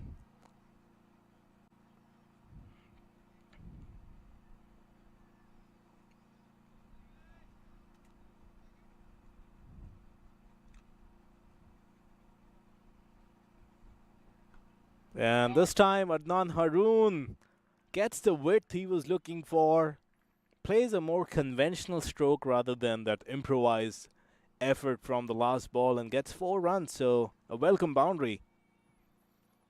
And Sam Das, as far as you're concerned, he won't be happy with this. Lot of width, and you look there how Adnan steps outside the line of off stump and gets in reach with that ball. Sam saw that, so he over-adjusted. He was still trying to eye that wide marker. So that game of cat and mouse continues. Mental games. Justin Dill is going to have a chat with Sam, and they've decided to drop Point now to the boundary. So an interesting field. Third man is on the boundary. Point is on the boundary. There's no man in the 30-yard circle on the offside backward of square.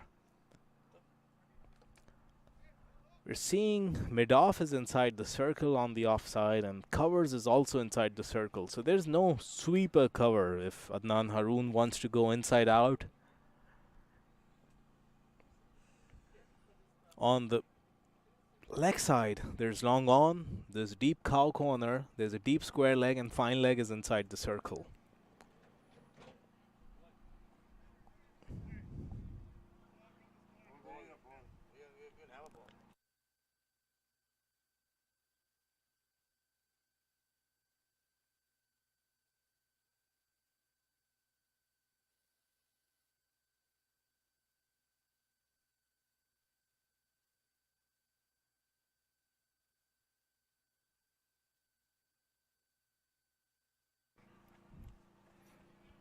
So slight interruption.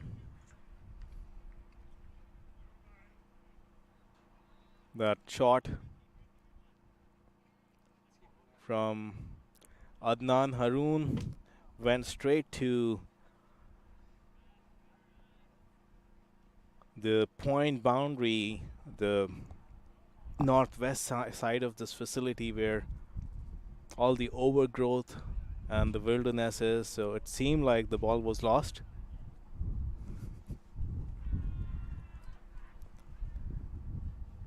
It was eventually retrieved, but the umpire decided that the ball wasn't in good shape anymore, so the ball has been changed.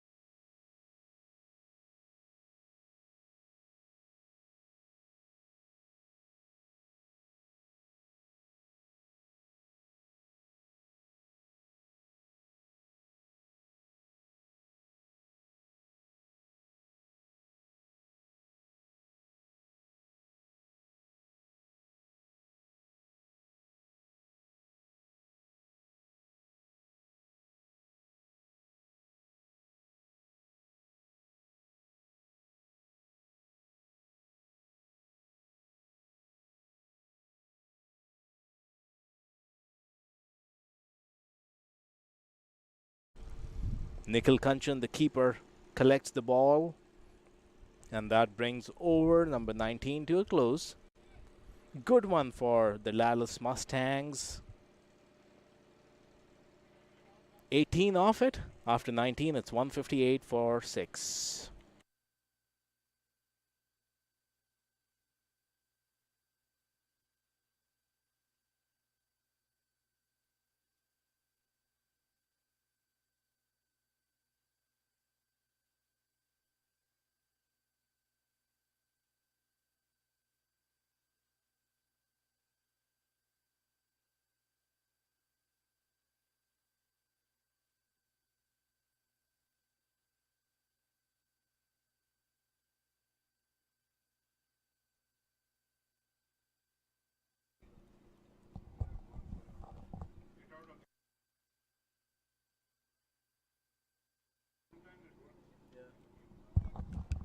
All right, so like we had said that the skipper Justin Dill was holding back Gerard Erasmus.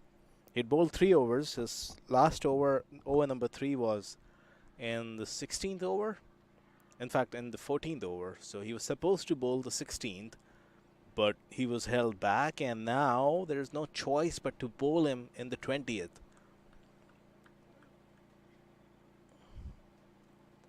And intelligently so, he was trying to size up Adnan Haroon to see whether he was looking to go after him, come down the track, or just intently staying in his crease and looking to rotate the strike and hand it over to Andres Goss. And this one, it looks like no damage done, no harm done. It just goes to the keeper. So a dot ball.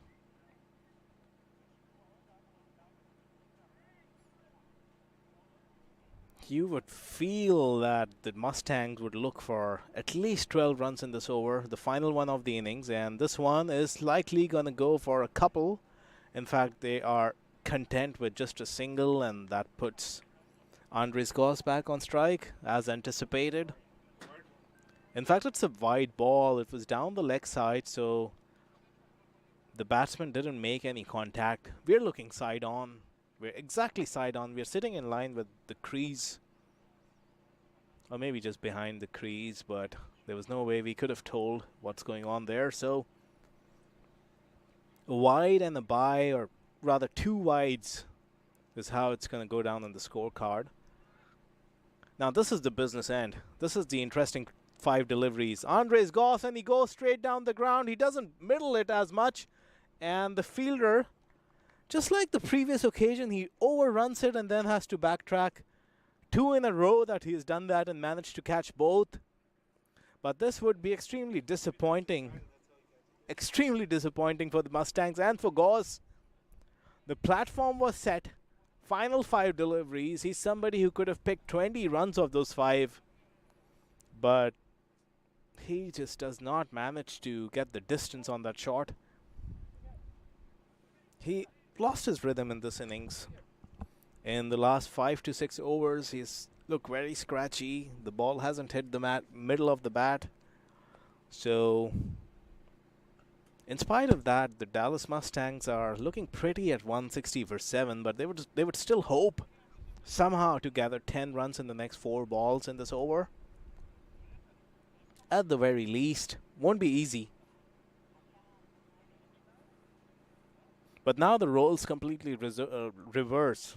Adnan Haroon needs to get the strike back now. And it looks like the new batsman is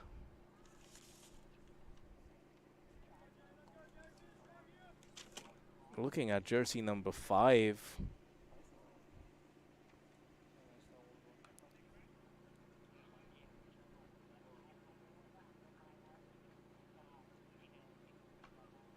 This one is pretty nicely hit, and another catch.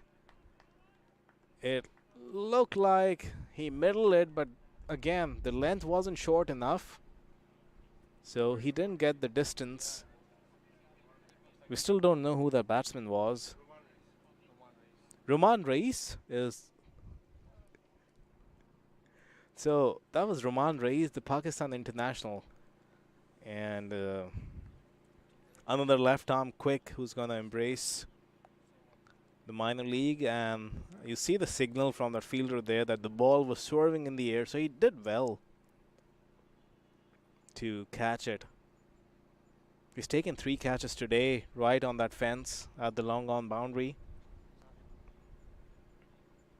Ehsan Adil, another former Pakistan international.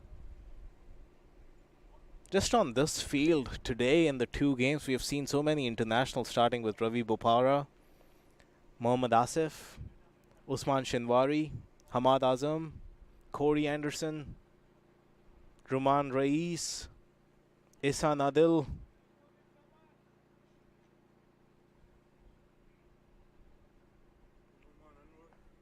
Noman Anwar, Nash Kenjige for USA.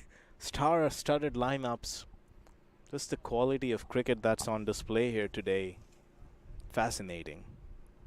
As Ehsan Adil now goes downtown, but gets the bottom end of the bat, so just a single. Only 3 runs of this final over. 161 is the score. Can Adnan Haroon close this innings with a couple of boundaries, get them close to 170? And he has tried that stroke for the 3rd time, hasn't made contact on a single occasion.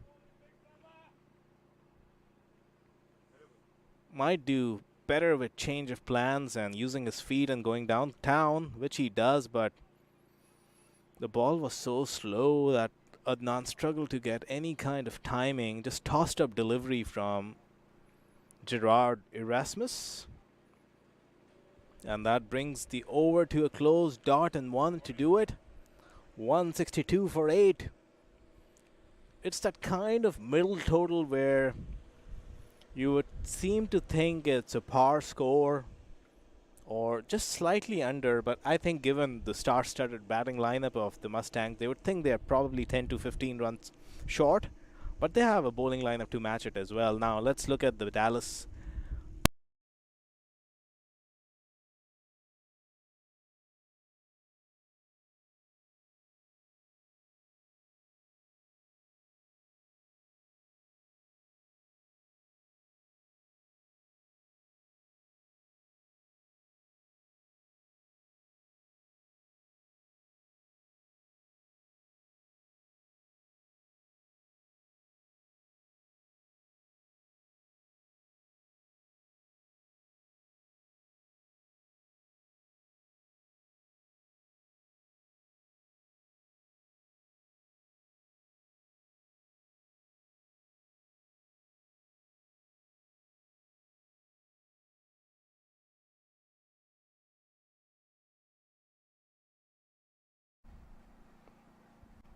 And this one, there's no slip. And the slashing bat of Noman Anwar to bowl to Noman Anwar. And this is over pitched, and Noman Anwar, magnificent stroke. What a hit.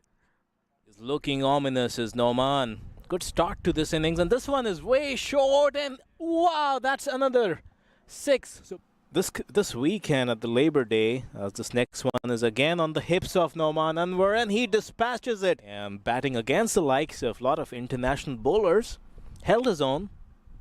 And this one, again, it's like freebie after back. Can Justin Dill finish this strong? 2 more balls in the over, and that's the better line of attack, like we were saying. In fact, right arm off spin. And this one is played inside out. There was some drift on that delivery. And the bounce he may extract. And this one is hit straight back, and it seems it's taken a leading edge, and the catch has been completed.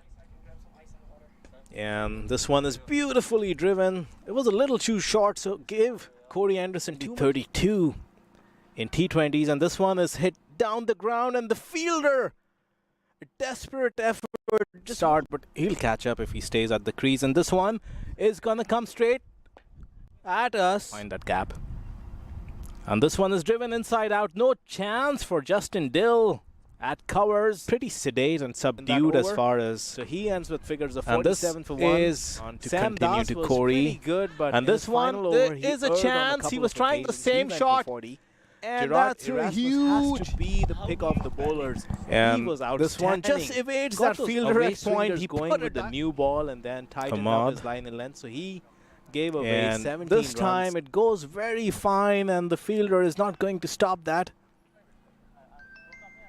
And this one has been dispatched. And Hamad Azam, a very. And this is slash by Ali. What a shot that is. And again, he plays that same shot. He's going to keep picking in this over. And this one, he goes inside out, but it's going to evade those two fielders. They're both inside the circle. Close this innings as Sam Das comes to Ali Sheikh. And this one has been dispatched. Strong core. That's where you generate all the power. And this one was a slowish. And this one goes straight up in the air. And that's a four singles since this is the last ball of the over, which he does. And this might be a shy at the stumps, but there was no backing up. Right call from that fielder. And this time Adnan Haroon gets the width he was looking for. The interesting 5 deliveries. And this one is pretty nicely hit. And another catch. It looked like he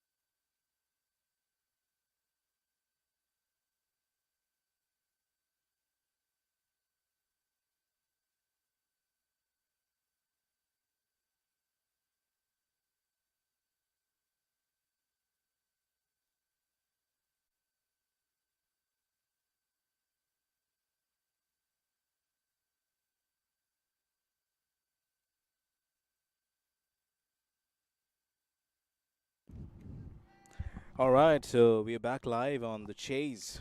The St. Louis Americans have walked out to the middle.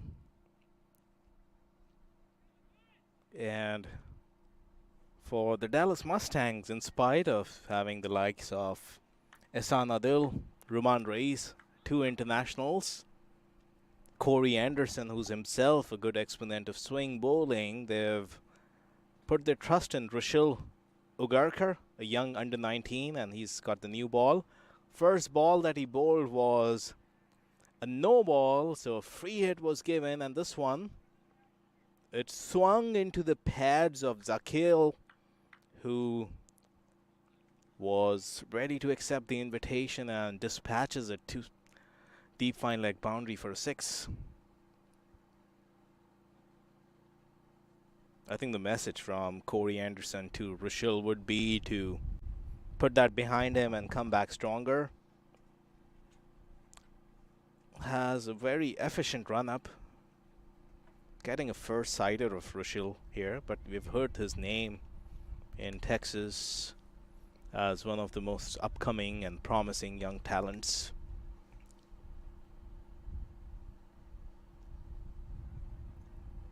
It looks like the ball is going to take some retrieving. The shrubs, the little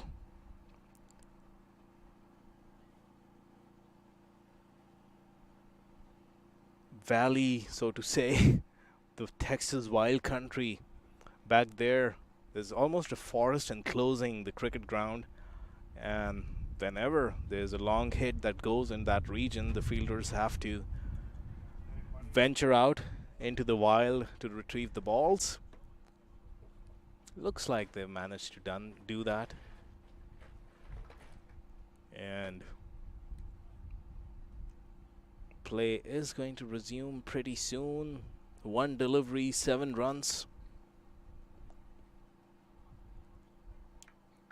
Looks like Ehsan Adil is having a chat with Rushil. As you see, that beautiful action, the arms pumping, nice balanced delivery stride, but drifts down the pads. He's got the kind of action, a high arm action, where he's going to get natural swing into the left-hander. So it's going to be pretty important that this first over he angles the ball across Zakil, just like that. Just needs to stay away from his pads.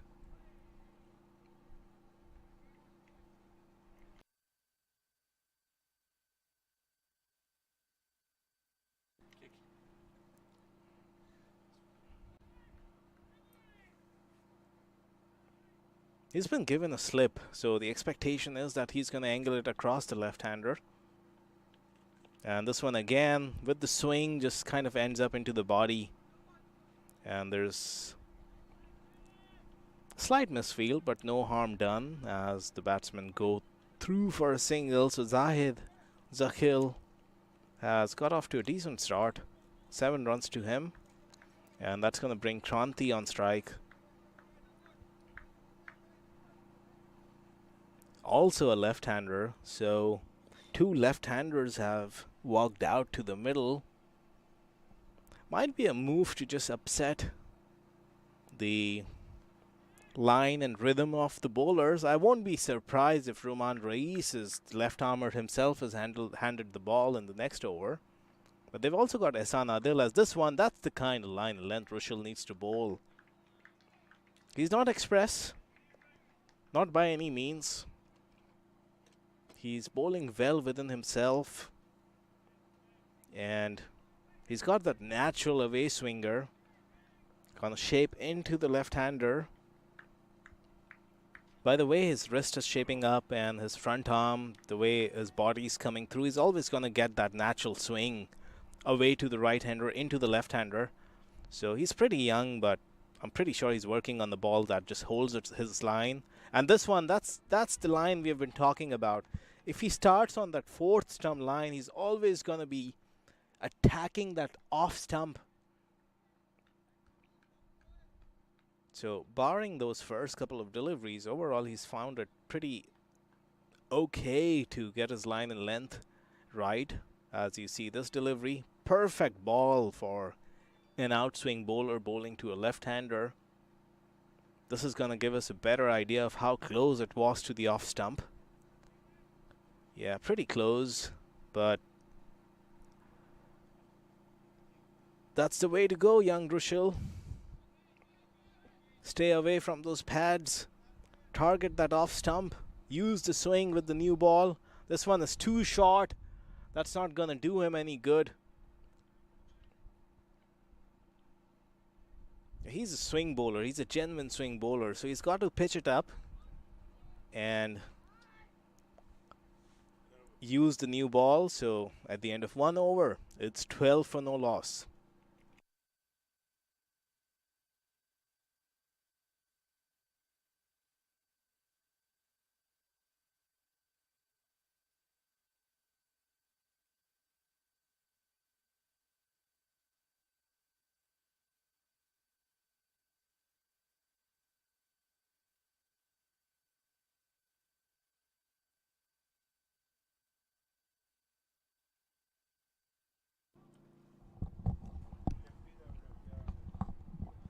So, like we were saying in the previous over, 2 left-handers have come out to bat, and it would make a lot of sense with Roman Reis operating at them, and he's going to come in from the forest end.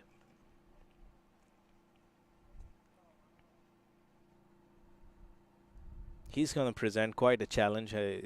He's an accomplished international, played a decent number of games for Pakistan at the topmost level. Has recently ventured towards the United States. And here he comes from the forest end. And look at that movement. I'm surprised that's not been called a wide. The replay will unravel what went on there. It seemed to move off the seam more than in the air.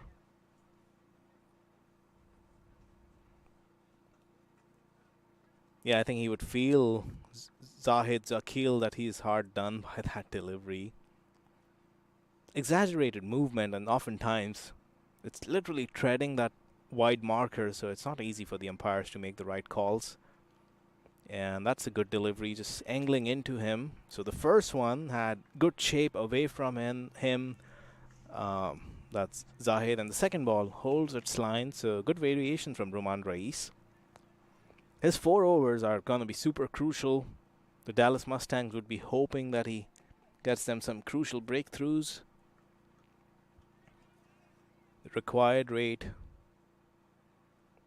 of 8.09. So there isn't going to be a lot of scoreboard pressure, but they can't afford to have quiet phases in this game. As this time, Zahid charges down the ground and takes the long route, goes downtown, and it's carried all the way. Yes, it does, signals Brian Walters. Went very high up in the air. The fielder at mid-on always thought he had a chance. As you can see, he got under the ball but got a lot of elevation, and Adnan Haroon at mid-on was always trying to get under that ball. But finally, he realized that the ball landed a couple of yards outside the boundary. So, Roman Reis, I think, is done with exchanging pleasantries. A bouncer might be coming. Oh, and that one, what a catch it is! Yeah! Creating that doubt in the batsman's mind. And that was Noman Anwar at first slip. Look at that catch. Spectacular is Noman Anwar. He's been the prince of power play today with the bat, and now making a big impact in the slips. Spectacular delivery first up from Roman Reis. Good away movement. What a way to come back with a reply. Being hit for a 6.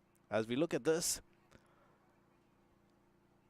that angle seam towards slip. It's a very wide slip, almost a second slip. And look at that. Airborne was Noman Anwar. Takes that catch and takes off. No one can catch him. That's a big wicket. Zahid Zakil was looking good. We see another angle. Just the real estate that Noman Anwar covers with that leap. About a couple of meters, if not more, to take that catch.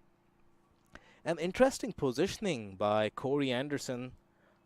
Noman was placed at a very wide second, almost between second and third slip. So the move has come off, and St. Louis Americans are 18 for 1. Second over is in progress.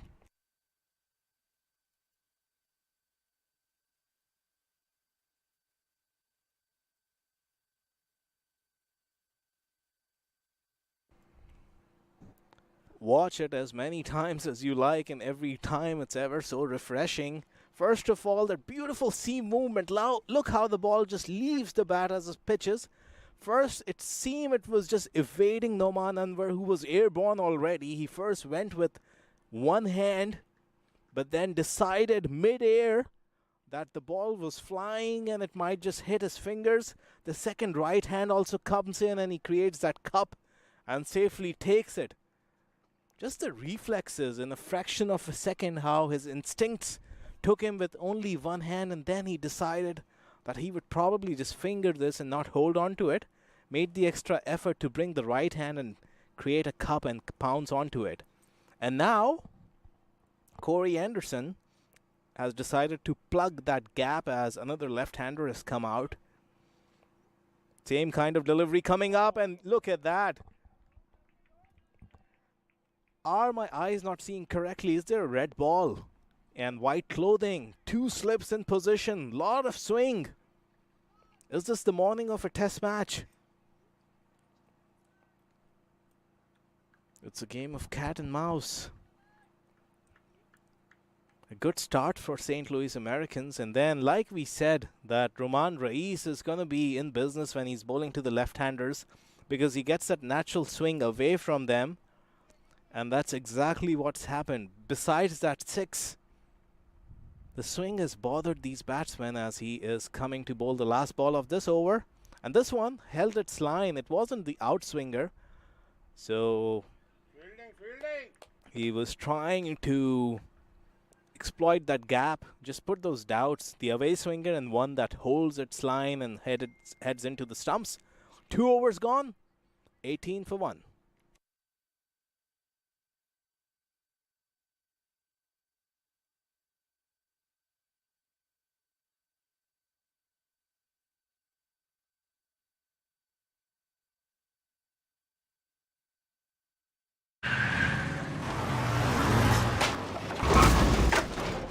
What's up, Doug? What got into you? At Sunoco, we know how to fuel peak performance. Fuel your best.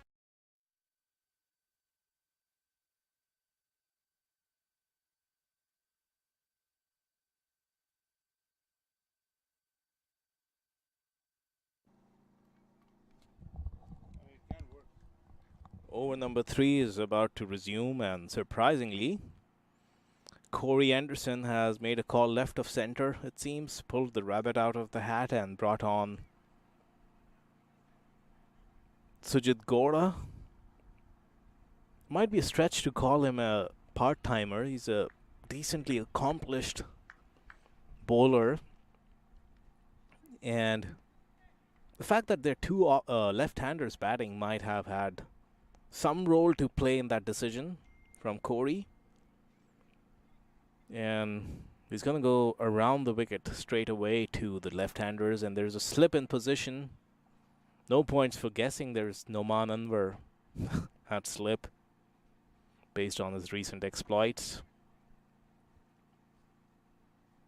And that's a good start for Sujit.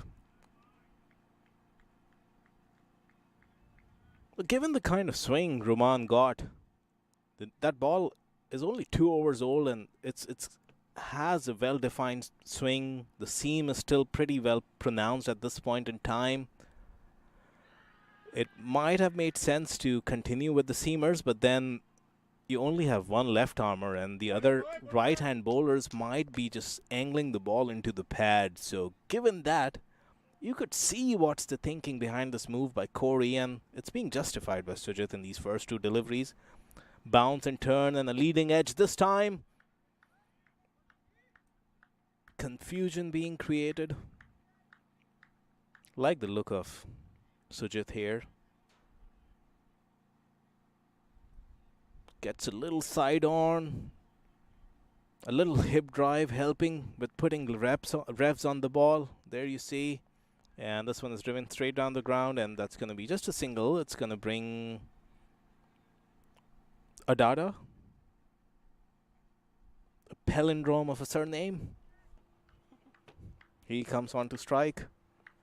Score moves on to 19.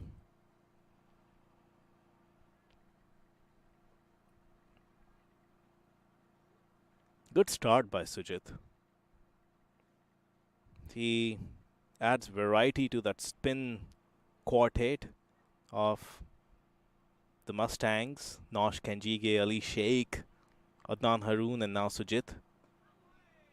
That's well bowled as well. Might be one of the most well-rounded off-spin bowling attack in all of the minor league. Nash being the front spearhead of that attack along with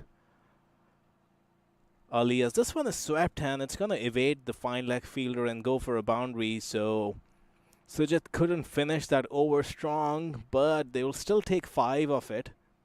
So at the end of 3 overs, it's 23 for 1. As you see, he picks this one off the stumps. If he misses out, that could have been a very risky shot. But fortune favors the brave. The boundary for Adada. He gets off the mark, and we'll be right back. 23 for 1 and 3.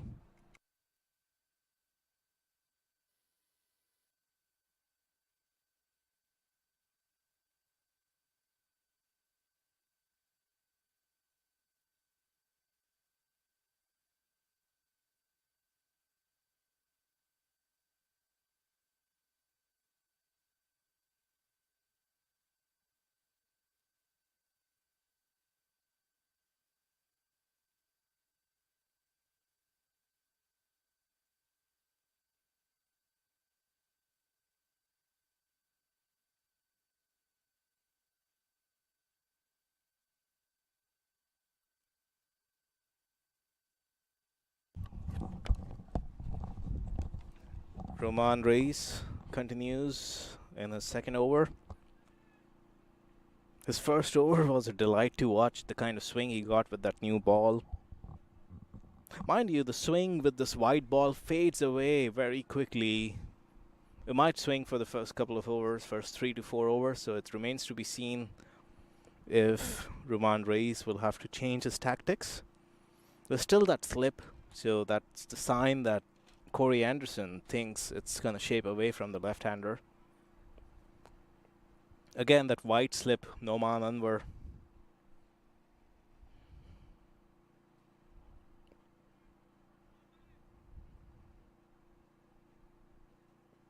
Yeah, it's not swinging as much as it was doing, but that's a uncalled for misfield. Luckily, the batsmen don't get across for a single, so Adada is going to keep strike.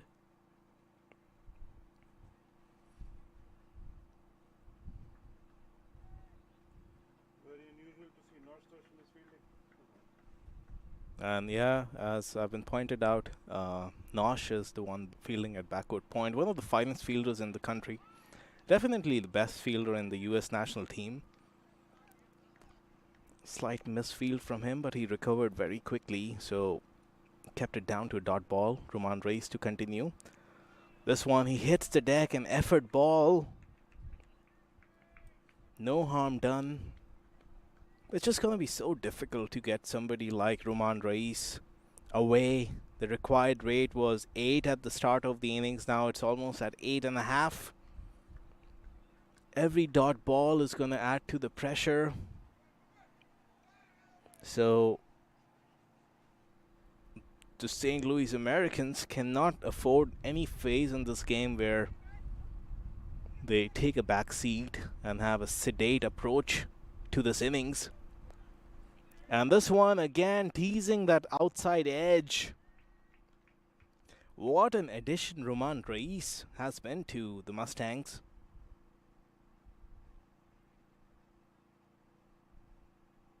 There was Salman Irshad who played for them in the previous round of games, and he bowled that super over. And apparently he has left the squad for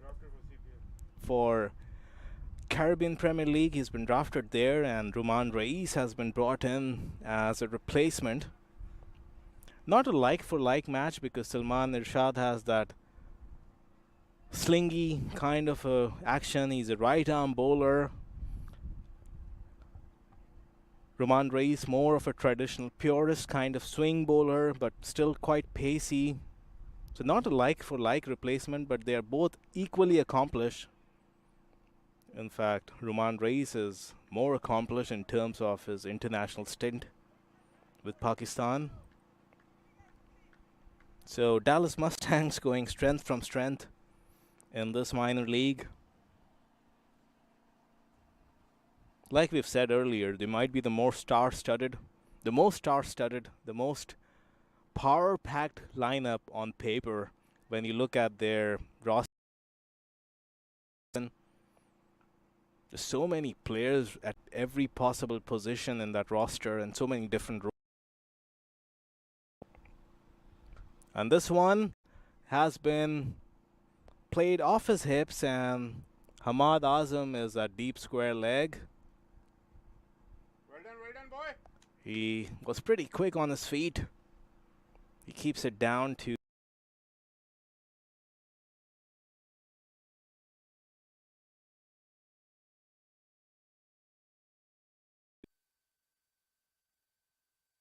वक्त आ गया है Lakshmi basmati rice को घर लाने का। Lakshmi extra long basmati rice. इसका हर दाना हो इतना लंबा, पकते हुए महके और प्लेट पे क्या खूब खिले। हाँ, मेरे घर लाने का।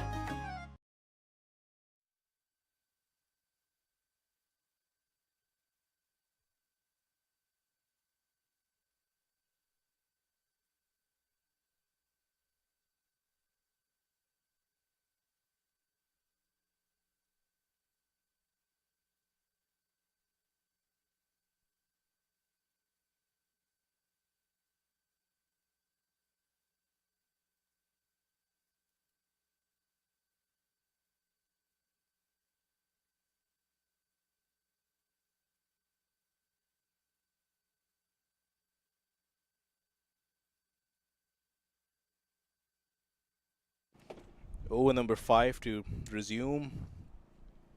Keep an eye on that run rate, the required run rate, that is. It's crept up to just over 8.5. Was hovering at 8.05 at the start of this innings.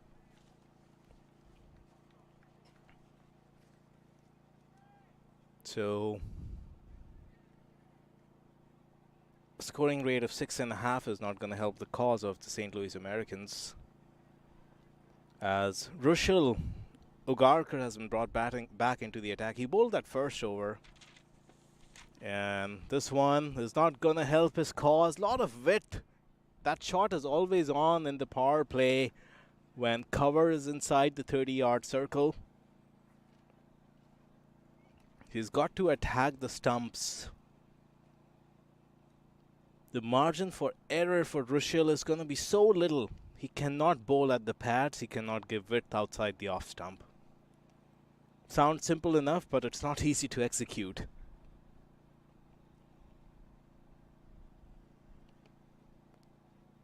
He's getting some words of encouragement from Ruman Reis. Here he comes again. Oh man, lost it.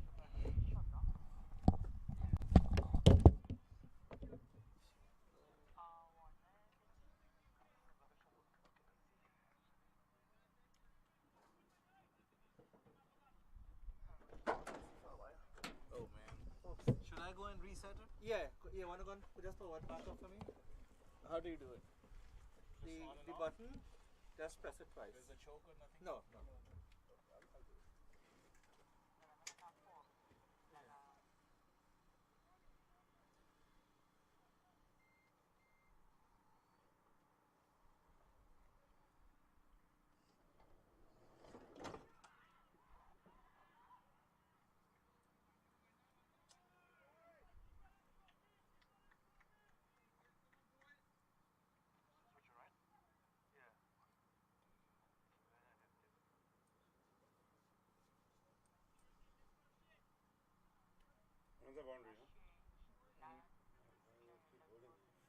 4-1-4, yeah.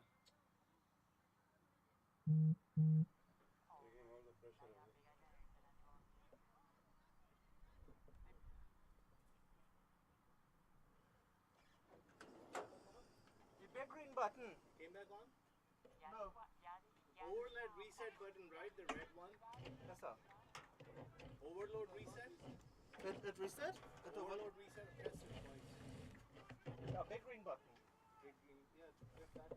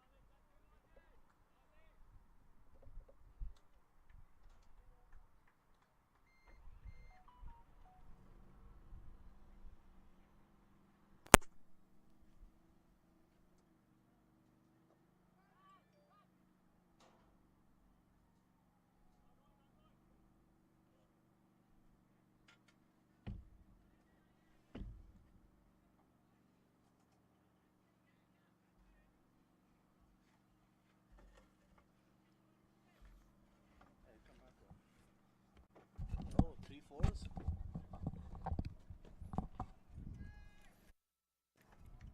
So back after a little technical glitch.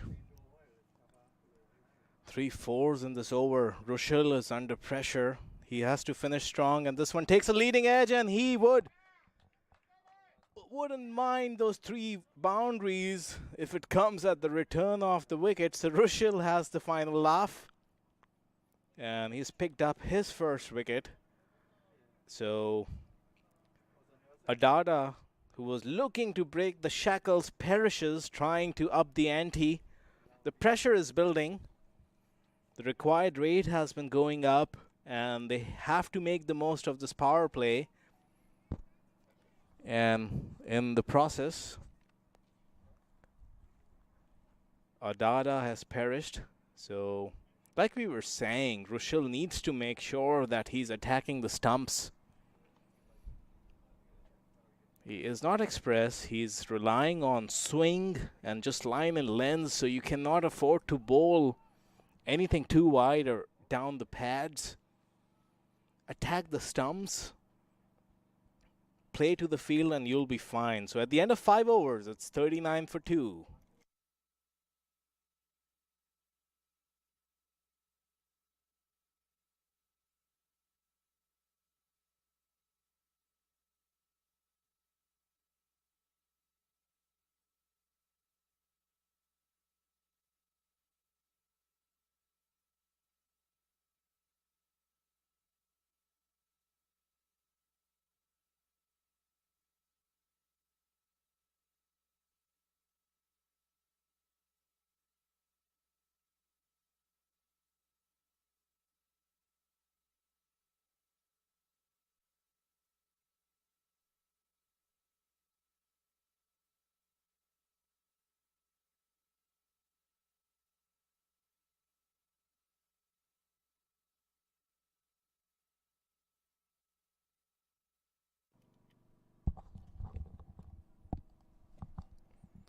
So last over of the power play, over number 6. 5 gone, it's 39 for 2, and that big change that we had been talking about, and the most anticipated change, Mr. Major League, Mr. USA Nash Kenjige has come into the attack. He would be disappointed with his exploits with the bat, so he's going to make amends with the ball. That's the plan, and he comes in from the forest end, bowling to Kranti. It looks like Gerard Erasmus is the new batsman. And this one is nicely played by Kranti for a single. That's going to put Gerard Erasmus on strike. An accomplished spinner himself, Gerard.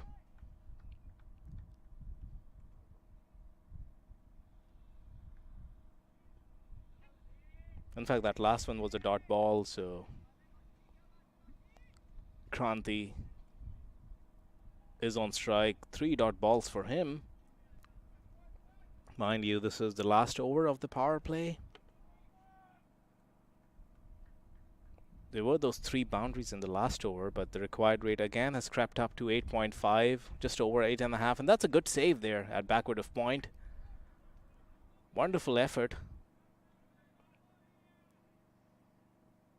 Saved a certain boundary. And now, finally, it's going to be Gerard Erasmus on strike. A little discussion between Corey Anderson and Nash. They have decided to send long on back. And there's also that deep mid-wicket. Those are the 2 fielders back. Only 2 deliveries left to go in this power play. And then the field can drop back. For the listeners who are new to cricket, power play, there's a fielding restriction of only 2 fielders who could be posted or stationed outside the 30 yards. But once that's over, the field can drop back to a maximum of 5 fielders outside the 30 yards. And a recent rule that's been introduced is about timekeeping, where if a bowling side is behind the schedule, then they have to pull in an extra fielder. We'll come to that as time or situations present that. After 6, it's 40 for 2. Good start for Nash. Just 1 run of that over. We'll be right back. Took that last corner pretty quick. Sir, I need 1 hand on the roof, 1 hand on the pump. Timeout for Sunoco Go rewards. Keep pumping. With new Sunoco Go rewards, when you fuel, you save because rewards come first.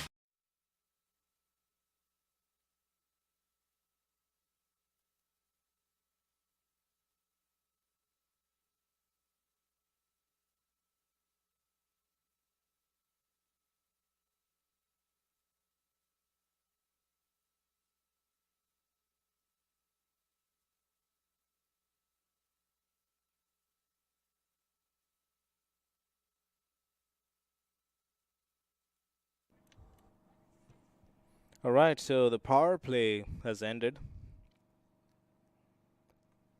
Dallas Mustangs would definitely be the happier of the 2 sides. They've picked up 2 wickets, but at the same time, they've also restricted the scoring rate to under 7. They're going at 6.6 at this point in time. The required rate is now pushing almost 9.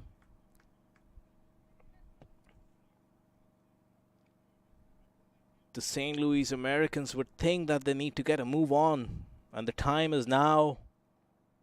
Sajid Gora comes back into the attack. His first over went for only 5 runs, including a boundary, so he bowled 4 dot balls in that first over.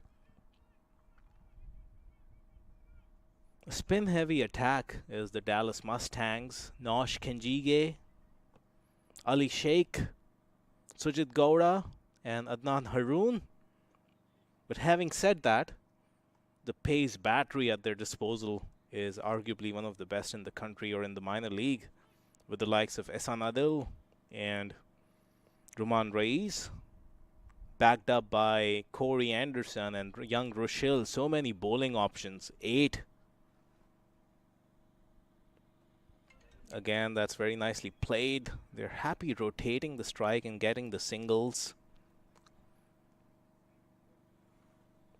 Young Rishi Ramesh has come on the field. A lot of you would identify him from the US Under-19 setup, where they just earned a trip to Sri Lanka for next year's Under-19 World Cup. And he led that side pretty well. Not sure who he has come in for. Was there an injury? But he's an electric fielder himself. He's fielding at deep point, or rather a sweeper.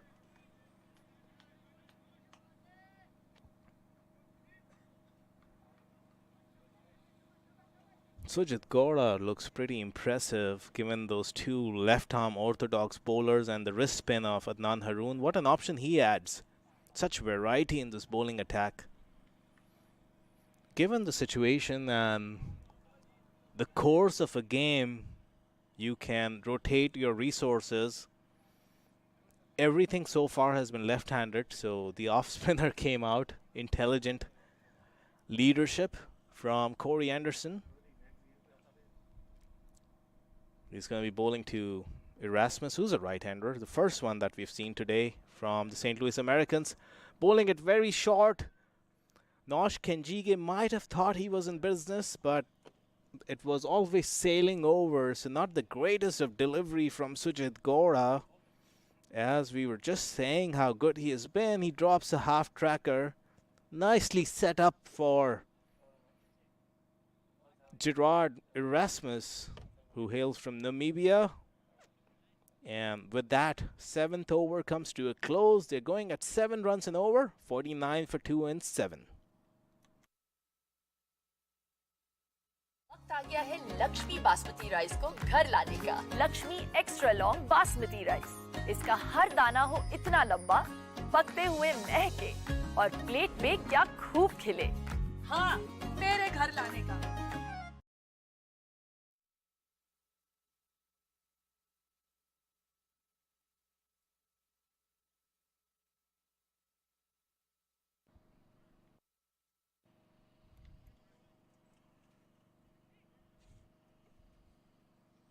All right, so we're back live from the state-of-the-art hub of cricket in USA these days, the High Performance Center as it's called, Prairie View Cricket Complex, and it's over number 8. And Ali Sheikh has come into the attack from the Forest end, the end Brian Walters is umpiring from. Wouldn't be happy with that start. A nice juicy full toss, luckily for him. Kranti was content with a single. Kranti, by the way, he opened the batting and he's batting on 15 of 19, which is rather unacceptable in this format if I'm being extra harsh at him. But that required rate is always creeping up. It's up to 8.8 now. So you don't want to put too much pressure on the likes of Gerard Erasmus, who's looking pretty good in his short stay. And Kranti, having seen 19 deliveries, has got a measure of the pace and bounce of this wicket. It might be a good time for him to try getting a move on. And presenting a dead bat on the front foot is definitely not what you would call getting a move on. He might be the right person to take on Ali. And this one, it's right in the arc for Nash Kenjige.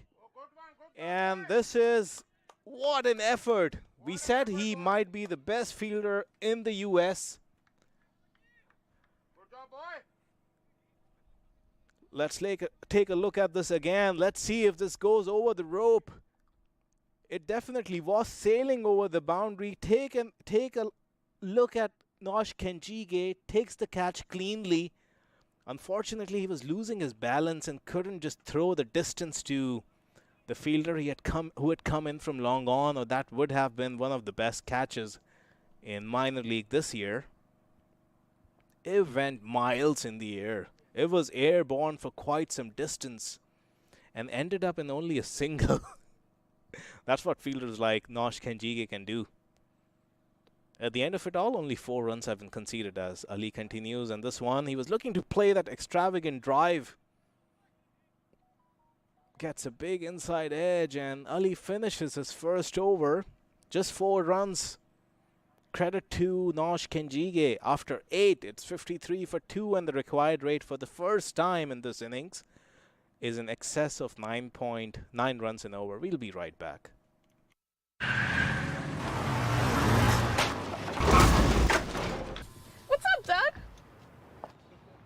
What got into you? At Sunoco, we know how to fuel peak performance.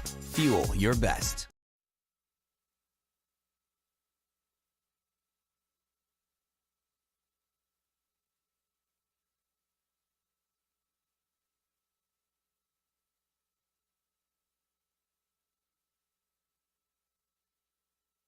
Yeah.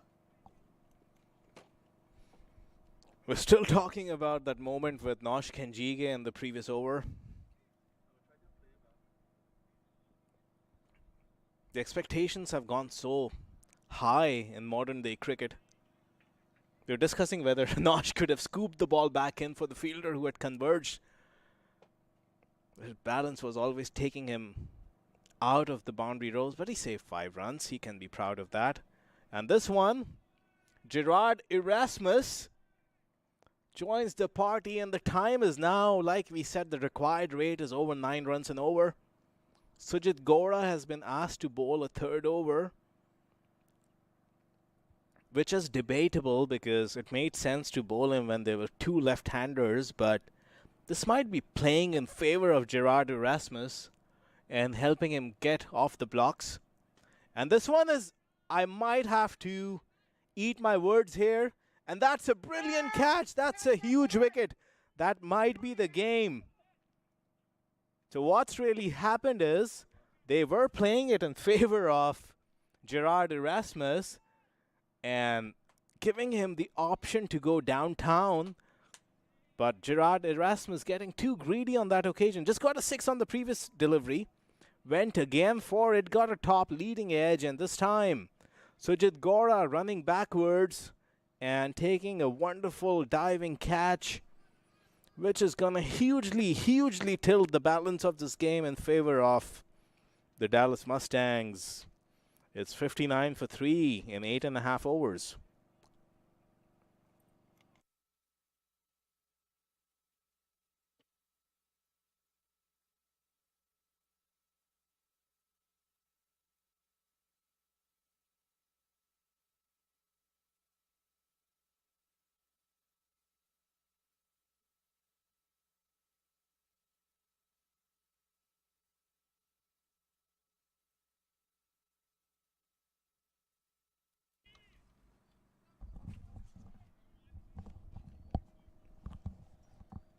So the new batsman has walked out in the middle for St. Louis Americans. Might be Nikhil Kanchan. It is Nikhil Kanchan, the wicket-keeper. And like it's often said, when it rains, it pours. As far as the Dallas Mustangs are concerned, given how accomplished this bowling lineup is, Sujit Gora might be your 6th or 7th or 8th choice bowler. But he has gotten you the wicket, the prize wicket of Gerard Erasmus.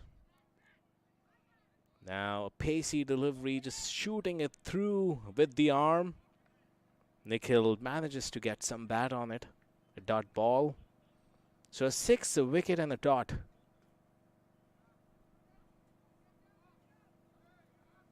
And this one played inside out, and a good fielding effort by Corey Anderson, who has stationed himself at covers. Nikhil Kanchan, mind you, is no muck with the bat. He's a very decently established player. And he nicely drives it, takes the thickest outside edge, and Ali Sheikh, that ball wasn't gonna get past him. So after 9 overs, 59 for 3. वक्त आ गया है Lakshmi basmati rice को घर लाने का। Lakshmi extra long basmati rice. इसका हर दाना हो इतना लंबा, पकते हुए महके और प्लेट पे क्या खूब खिले। हाँ, मेरे घर लाने का।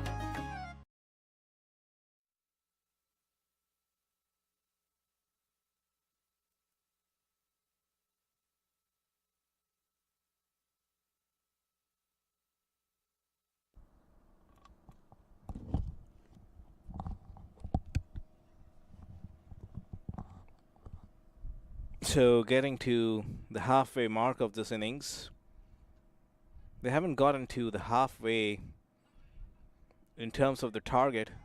In fact, they're more than 100 runs shy of the target. The task at hand is getting ever so difficult. They've lost 3 wickets, 3 big wickets. Gerard Erasmus, the biggest of the 3.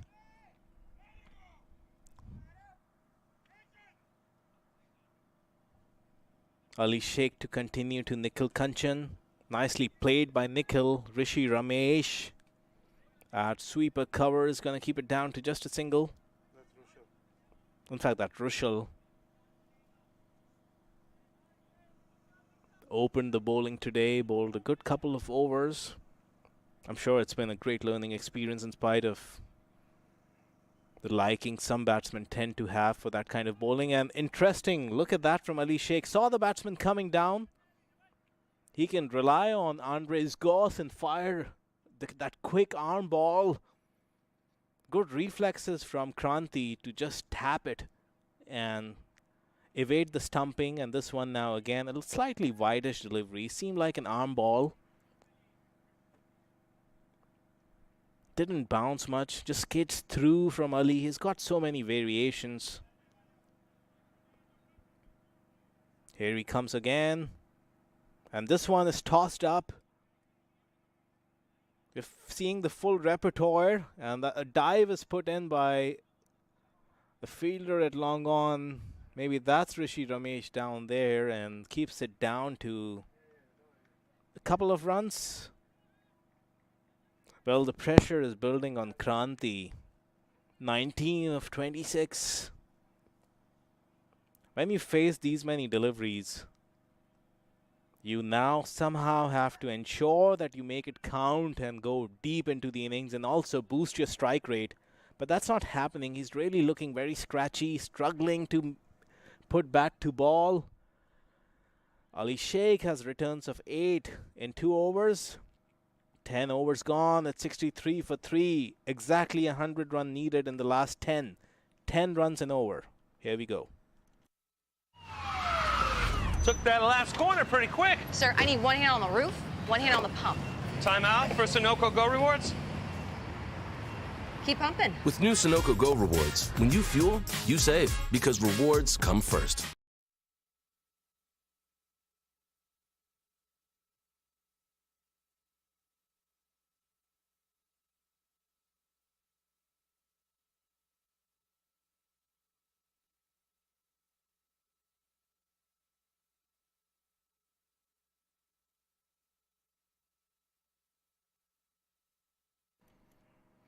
So a happy state of affairs as you see that bowling card. Over number 11 resumes, and the batsman would sneak a couple. Sujit Gora is going to bowl out here. He's bowled 3 overs for 22, and he picked up the biggest prize wicket of Gerard Erasmus. One short. Oh, one short. And umpire Brian Walters at square leg. Hawkeyes. It's not just the voice, it's also the eyes from Brian Walters. He picks 1 short run, so that's only going to be a single there to Nikhil Kanchan. And that one, he was looking to force it, make room and play it towards the offside. It almost seems, in spite of being in, the batsmen never really are in, never accustomed to the pace of the wicket. And it's not the kind of surface where you're just going to close your eyes and swing through the line. Still got to meet the ball with the full face. Time your movements, whether you're coming down the track or staying within the crease. Like that, where Kranti exactly knew there was conviction in that shot. The most important thing.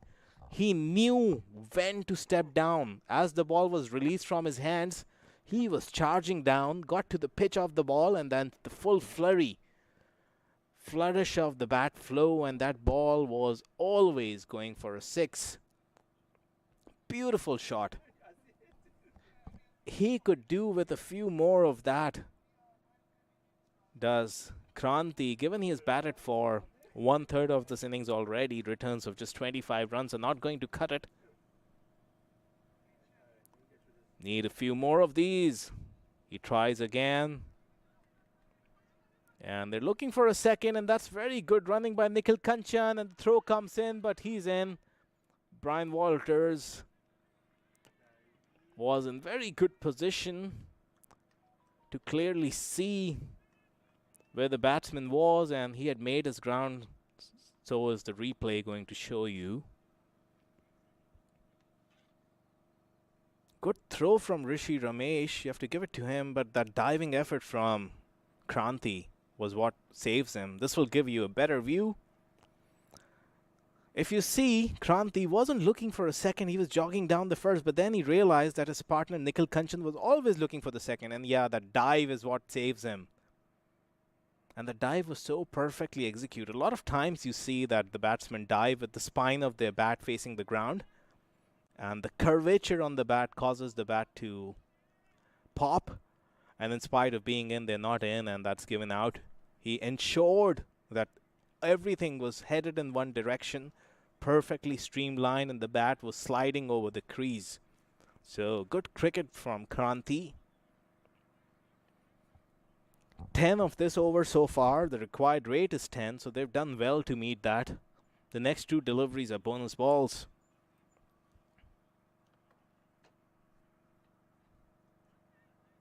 You got to make up. There are a lot of good overs coming up. It won't be easy to score at the same notch against the likes of Nash Kenjige, Ruman Rais. Ehsan Adil hasn't bowled a single delivery, so it's quite obvious that he's bowling over number 13, 15, 17, 19 or thereabout. He's going to bowl a single spell of 4 overs, so they have to keep that in mind, as this one is signaled wide by umpire Rakesh. So there are all those factors to keep into account. You have to pick your battles, and this might be the battle for Kranti, but he's content with a single at this point in time. 11 of the over so far. In fact, 12 including the wide. That's going to put Nikhil Kanchan on strike.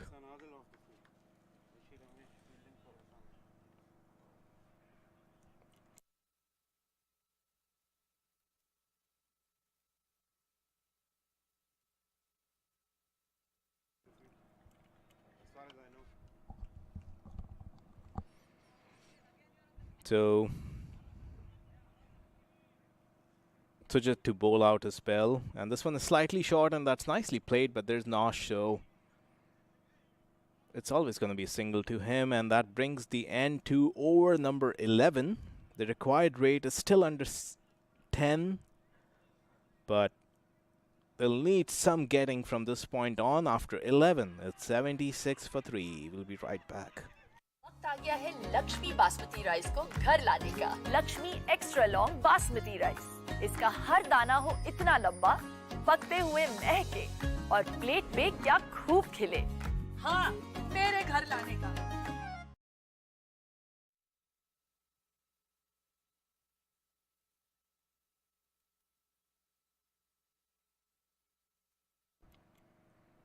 So Sujit Gora with returns of 33 for 1.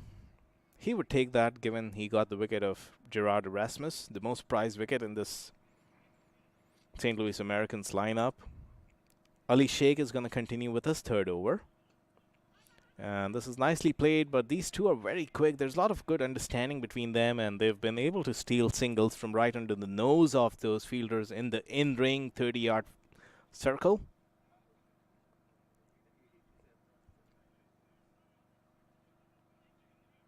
An interesting development that we were just made aware of is that Ehsan Adil, it seems, didn't take the field at all in this innings, and Rishi Ramesh has been fielding for him. So he might not come into the equation. So it may be the case. It would be interesting to see how the Mustangs fill these final 9 overs. Obviously, they've got a couple from Ruman Rais. Those are not going anywhere. They've got a couple from Nash Kenjige. So that's half of those overs they need to bowl. Ali Sheikh is going to bowl out. So he has got this one and one more over. They have to find 3 overs from somewhere else. Whether it be Corey Anderson, whether they bring Adnan Haroon, whether Rushil bowls out, time will tell. But by the look of it, it seems that Ehsan Adil won't be taking any part in this game, even if he's fit. He's been out for these 11 overs, so he cannot bowl until the 22nd over in this innings.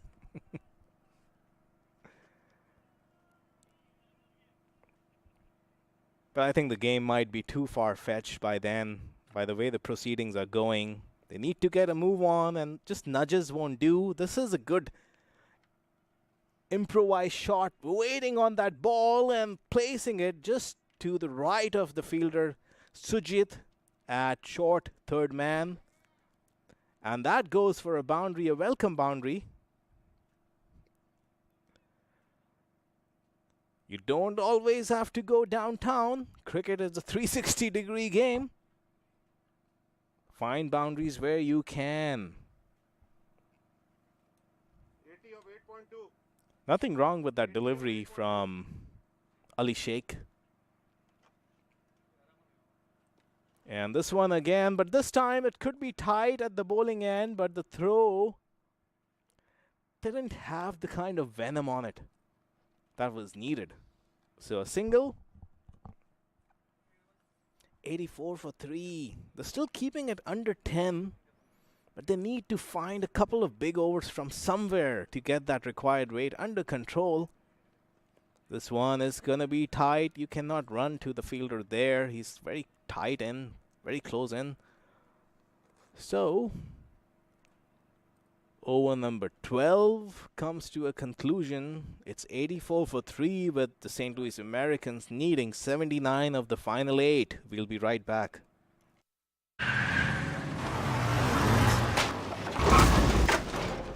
What's up, Doug? What got into you? At Sunoco, we know how to fuel peak performance. Fuel your best.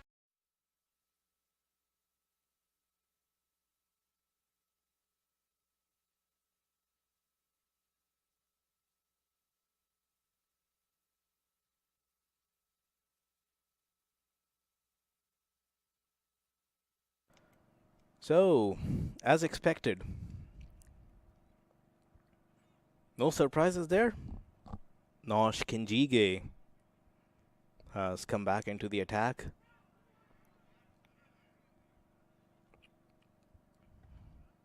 It's the phase of the game that he really enjoys bowling at. Bowling in, rather.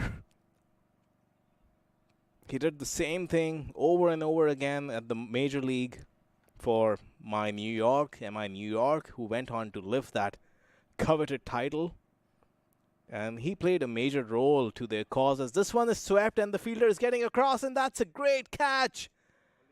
Ali Sheikh, who else could it be? The kind of coverage on the ground, the legs, it had to be Ali Sheikh. He ran about 25 yards to his right. Any other fielder might have struggled to get there, but Ali Sheikh covers so much ground on that catch. By the time the camera pans, it seems like it's right down at his throat. But from where we are looking, he covered a good 25 yards to get to where he was at. So a huge wicket there. And Kranti has to walk back for a well-made 34. Although he would have liked for his strike rate to be slightly higher, given the chase is such. But he has to depart, and must say the Dallas Mustangs are looking so strong. They've tightened the noose. You would expect some kind of an impact inning, somebody doing something special to turn this game around. There seems to be only one outcome at this point in time. And when you get to this business end of the game, every single ball, every dot ball fluctuates at required rate so much. You were saying it was hovering around 9.7, 9.8. Now it's exceeded 10. It's going to keep getting difficult, and losing wickets is never going to help your cause. The new batsman is the skipper himself, Justin Dill.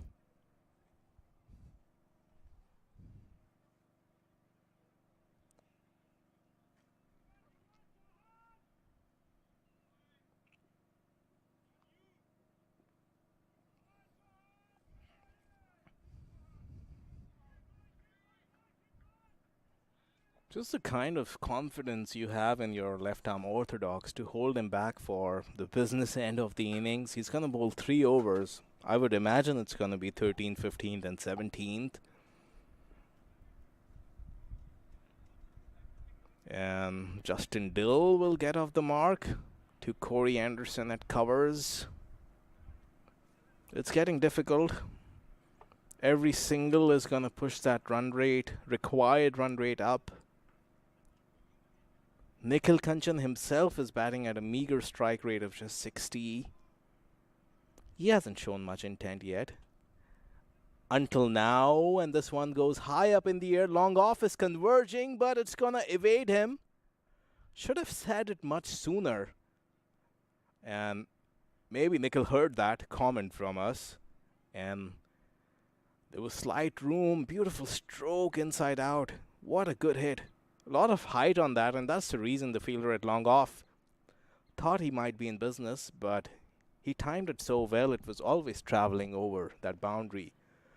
And now you see with that just that 1/6, the run rate fluctuates from 10.2 to 9.6. Got to keep an eye on that stat. And this time Nikhil is looking to deflect it to third man and take a single. But it's a dot ball. That's also so important in the context of T20 cricket. When you play a big shot, a boundary or a 6, it's very important to not play any dot balls from there, as he's played a couple, and this might be a stumping, and it has been signaled by umpire Brian Walters.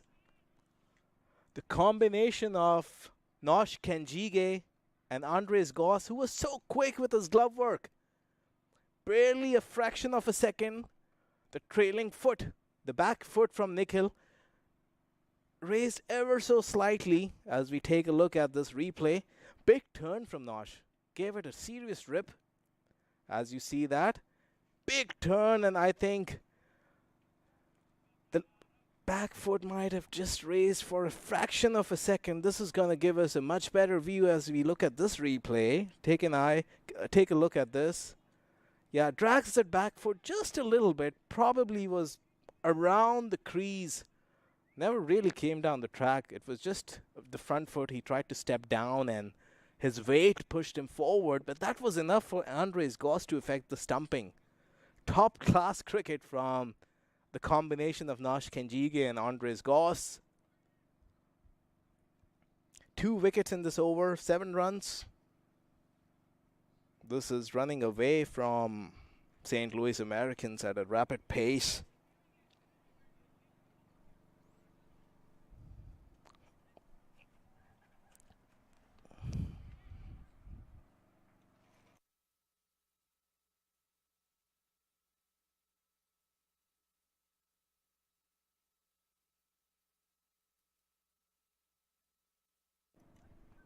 Remains to be seen who the new batsman is. And again, one of those deliveries where Nash Kenjige gives it a serious rip. It's been a hot day. The pitch might be breaking up just a little bit. If you are willing to toss the ball up, you might get some turn, and that's what Nash did on that occasion. At the end of 13, St. Louis Americans are reeling at 91 for 5.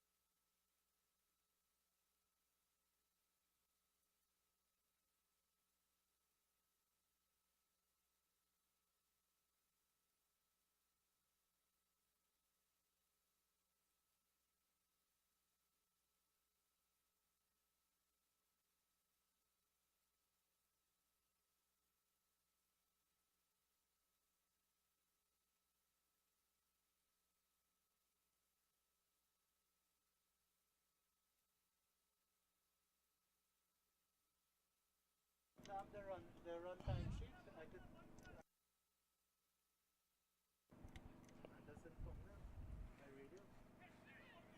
All right, so over number 14 resumes. The wrist spin of Adnan Haroon has been introduced. Played a good knock towards the end of the innings, gave some finishing touches to that score. What looked like a good 145, 150, he pushed it to that 160 mark. And now he has come on to bowl.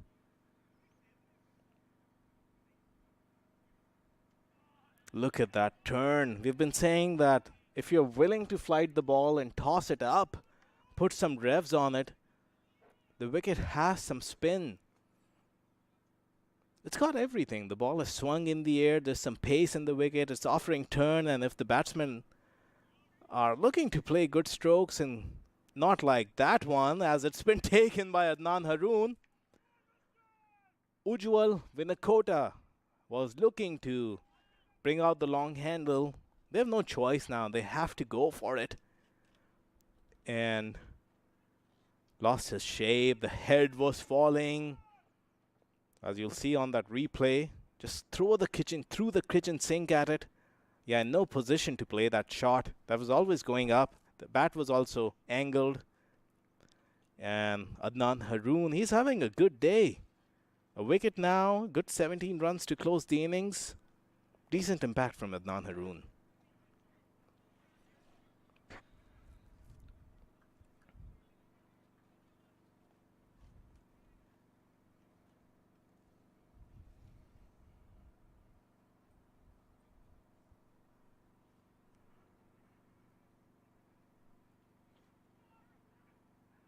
As we see that replay again, look how much tossed up that ball is from Adnan Haroon. Gave it a serious twirl.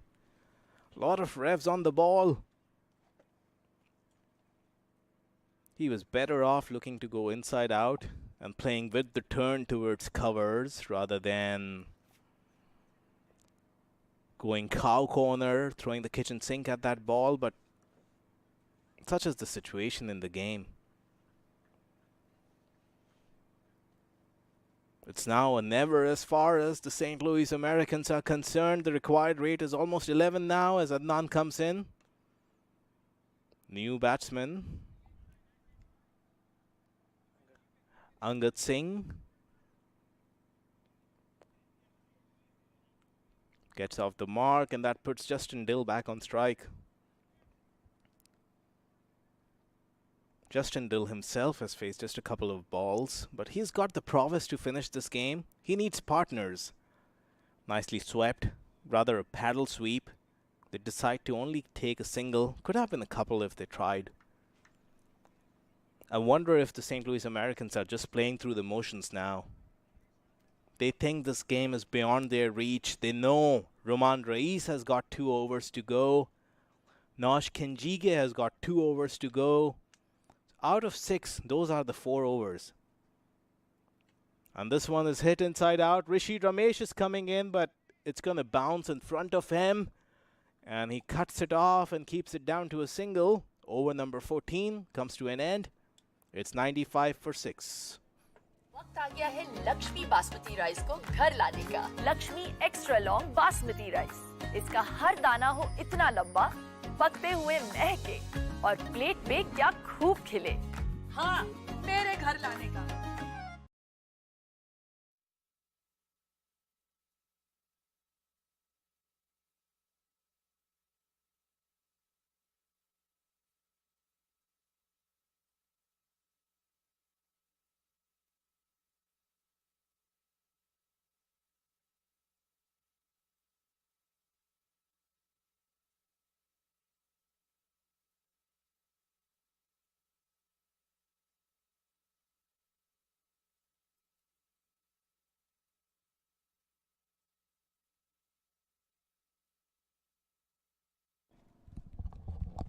Nash is going to continue, and he continues from where he left off. Almost a foregone conclusion. It looked like the batsman was trying to work the ball to the leg side, was Angad. Only managed to chip it back to Nash. Nash is having quite some day with the ball and in the field. Look at that. Yeah, he was never to the pitch of the ball. Not easy trying to play a shot like that against the turn. Oftentimes, some simple things in the game of cricket seem to be so difficult. Just trying to get to the pitch of the ball, getting a nice big stride, and playing it with a straight bat. The simpler things in life can be so hard to do, as the St. Louis Americans are finding out. This is slipping away from them at a pace which they wouldn't have anticipated. 95 for 7 now. And at the same time, what's also going to be pretty crucial for Dallas Mustangs is you got to keep an eye on that net run rate. There's so many accomplished power-packed teams in this pool. It often comes down to the net run rate. Every win, every run scored and saved, everything counts, and this is driven down the ground. The new batsman, we'll get you his name in just a second. Sam Das. He opened the bowling today for the St. Louis Americans. He is in the middle now. So like we were saying, the net run rate, every ball is an event when it comes to the business end of the season. A big victory margin could help the cause of the Dallas Mustangs, and I'm pretty sure they're well aware of that.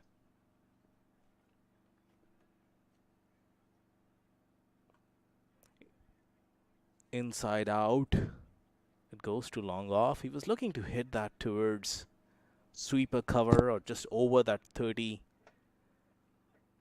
fielder at covers. The required rate is in excess of 12 now. And that's beaten outside the off stump. Picturesque camera work, courtesy of SC Tech and Productions. Nash continues. And again, a lot of turn, it seems, on that delivery. The ball is starting to grip. This is the first day of 4 consecutive days of cricket. We'll be right back after 15. It's 97 for 7. Took that last corner pretty quick. Sir, I need one hand on the roof, one hand on the pump. Timeout for Sunoco Go Rewards. Keep pumping. With new Sunoco Go rewards, when you fuel, you save, because rewards come first.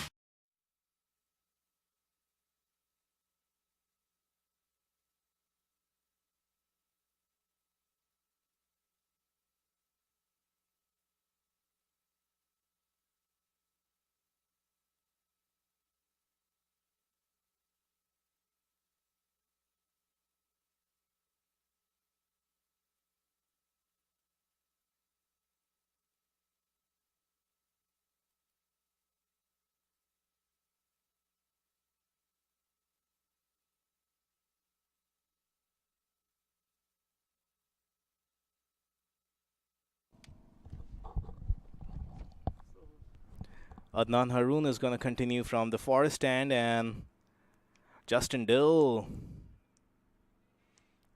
In fact, it's Sam Das on strike. My apologies, it is Justin Dill on strike. And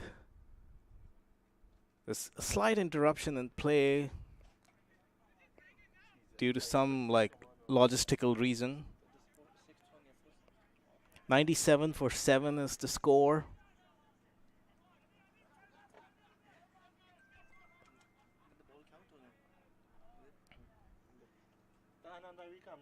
Adnan Haroon. He's bowling from the forest end.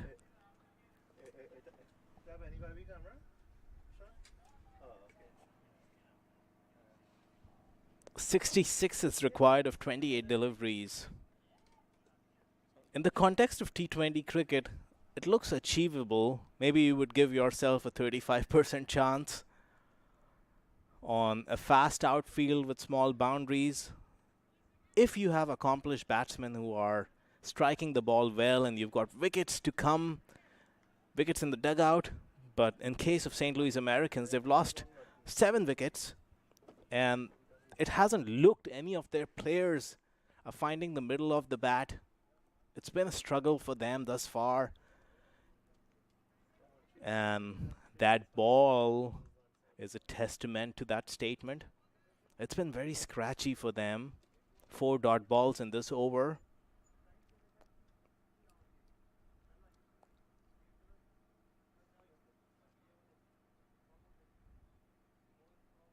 And this one, he does get stuck into it, but it's going nowhere. Rishi Ramesh is converging from long off. And he is a spectacular fielder, is young Rishi. The under-19 skipper for USA. Spectacular catch. He ran so quickly and was under the ball as it was skyborne, airborne. Take a look at this again. Dallas Mustangs have been very clinical in the field overall. They look like a well-oiled machine, well-orchestrated unit. Testament to the leadership of Corey Anderson, the coaching staff, the management. They came into this tournament as one of the most tagged and power-packed lineups. So many accomplished players. It's a scary playing 11, to be honest. They wouldn't have been happy by the look of the first couple of weekends, but this is more in line with the goals they set out for themselves in this edition of the minor league. The first season for them was nothing short of disaster, but they came back strongly in the last season. Going from there, they can only go strength to strength. And this season, the 2023 edition of the Sunoco Minor League, Adnan Haroon is on the verge of a maiden over. And he does bowl a maiden over, and looks like there's a loud appeal. Umpire Brian Walters reckons it's going down the leg side. Adnan Haroon thought he had a 2-wicket over maiden. He'll have to make do with 1 wicket over maiden. Let's look at this replay again. Mind you, Brian doesn't have access to these replays. It's a googly, so it's tossed up outside the off stump. And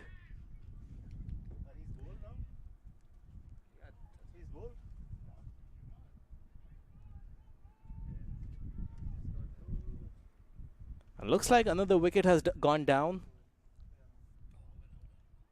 We were still looking at the replay, so what seemed to be the 7th ball of the over. Let's look at this replay again. In comes Adnan Haroon. Seemed like another googly. It wasn't the traditional leg spin going by the shape of his wrist. And the batsman was looking for an extravagant drive through the covers, only manages to chip it back onto his stumps, drags it on. So it indeed is a 2-wicket over maiden. After 16, St. Louis Americans are 97 for 8.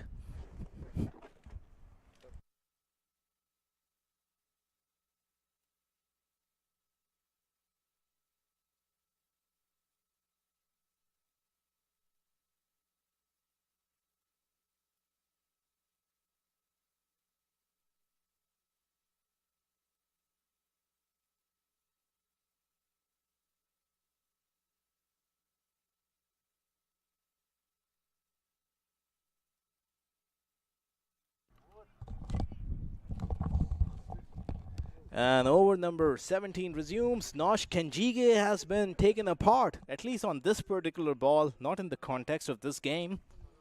But Sam Das, he's going to be very proud of that stroke. Using the long handle, it was tossed up by Nash. And Sam accepted the invitation, made good contact as we look at this replay. In fact, we couldn't pull it off in time, but the signal from umpire Rakesh is for 6 runs. Here you go. Nicely tossed up delivery. In fact, that's not the replay. We're all over the place right now.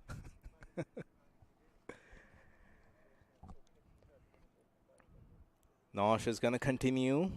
And he tosses this one, and Sam was looking to really hit it across the line, and he misses out and loses his stumps. The poles are out of the ground. That's the 9th wicket that's gone down. Nash Kenjige takes his 4th, and looks like the pleasantries are being exchanged. So the last batsman is probably retired hurt, so there's only going to be 9 batsmen, and that brings an end to this game. As we look at that replay, trying what he did recently, and this time he completely misses out. Was going across the line. Nash Kenjige is smart enough. He's not going to make the same mistake twice, and that brings an end to this game. The Dallas Mustangs have won handsomely by 60 runs. That's a big win in the context of this table that might tumble some positions as the table gets updated overnight. Just to remind you, there's 4 consecutive days of cricket to come over this Labor Day weekend in the Sunoco Minor League 2023. This was just day 1. And there are a lot of fixtures coming your way on Saturday, Sunday, and Monday. The next 3 days from not just Prairie View Cricket Complex, but all across the country. If I'm correct, all in total, 38 games are being played over this long weekend. As you look at the scorecard, with little partnership, never threatened Kranti and Zahid. Kranti scored 34. He was the top scorer, but he went at 100 strike rate, which wasn't going to cause any panic in the Dallas Mustangs lineup. Tarun Adada looked good for his little stay of 14. Gerard Erasmus was the big wicket. He was caught and bowled by Sujit Gowda, and then rest of the story is pretty simple, all single-digit scores. Justin Dill scored 4 of 10, and Siddhant Shah couldn't come out to bat as he was taking that catch as long off and he injured himself. So the St. Louis American innings has folded for 103 in 16 overs. As we look at the bowling scorecard, Nash Kenjige, no surprises, he got 4 wickets. Rushil got 1 wicket, and Roman Reis was exceptional with the new ball. Ehsan Adil didn't take the field, so he was not out there to bowl, but came Sujit Gowda. He bowled 4 overs for 33 runs, and Ali Sheikh bowled 3 good overs for 16, and Adnan Haroon with the closing touches of 2 overs, 4 runs, and 2 wickets. And you'll look at those fall of wickets. Beyond 84, it's just been one-way traffic, all single-digit scores. St. Louis Americans have some work to do, and Dallas Mustangs would be pretty proud of their effort. That's the story here. Dallas Mustangs have won this fixture of the Sunoco Minor League by 60 runs. And we're going to fold up our presentation for today, and we'll come back tomorrow live. It's going to be me and Brian Walters presenting you the next round of games on Major League Cricket YouTube channel and Minor League Cricket YouTube channel, and also on Willow Sports. So follow us tomorrow. Thank you. Deep fine leg boundary for a 6. I think the message from Corey Anderson to Rushil would be to put that behind him and come back stronger. Use the swing with the new ball. This one is too short. That's not going to do him any good. In pleasantries, a bouncer might be coming. Oh, and that one, what a catch it is! Yeah! Creating that doubt in the batsman's mind. And that was Noman Anwar. Nash being the front spearhead of that attack along with Ali. As this one is swept, and it's going to evade the fine leg fielder and go for a boundary. So the margin for error for Rushil is going to be so little. He cannot bowl at the pads. He cannot give width outside the off stump. Sounds simple enough.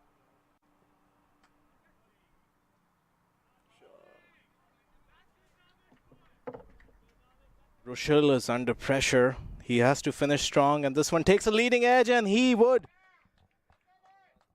mind those 3 boundaries if it comes at the return of the wicket. Erasmus, who's a right-hander, the first one that we've seen today from the St. Louis Americans, bowling it very short and helping him get off the blocks. And this one is, I might have to eat my words here, and that's a brilliant catch. That's a huge wicket. That might be the game.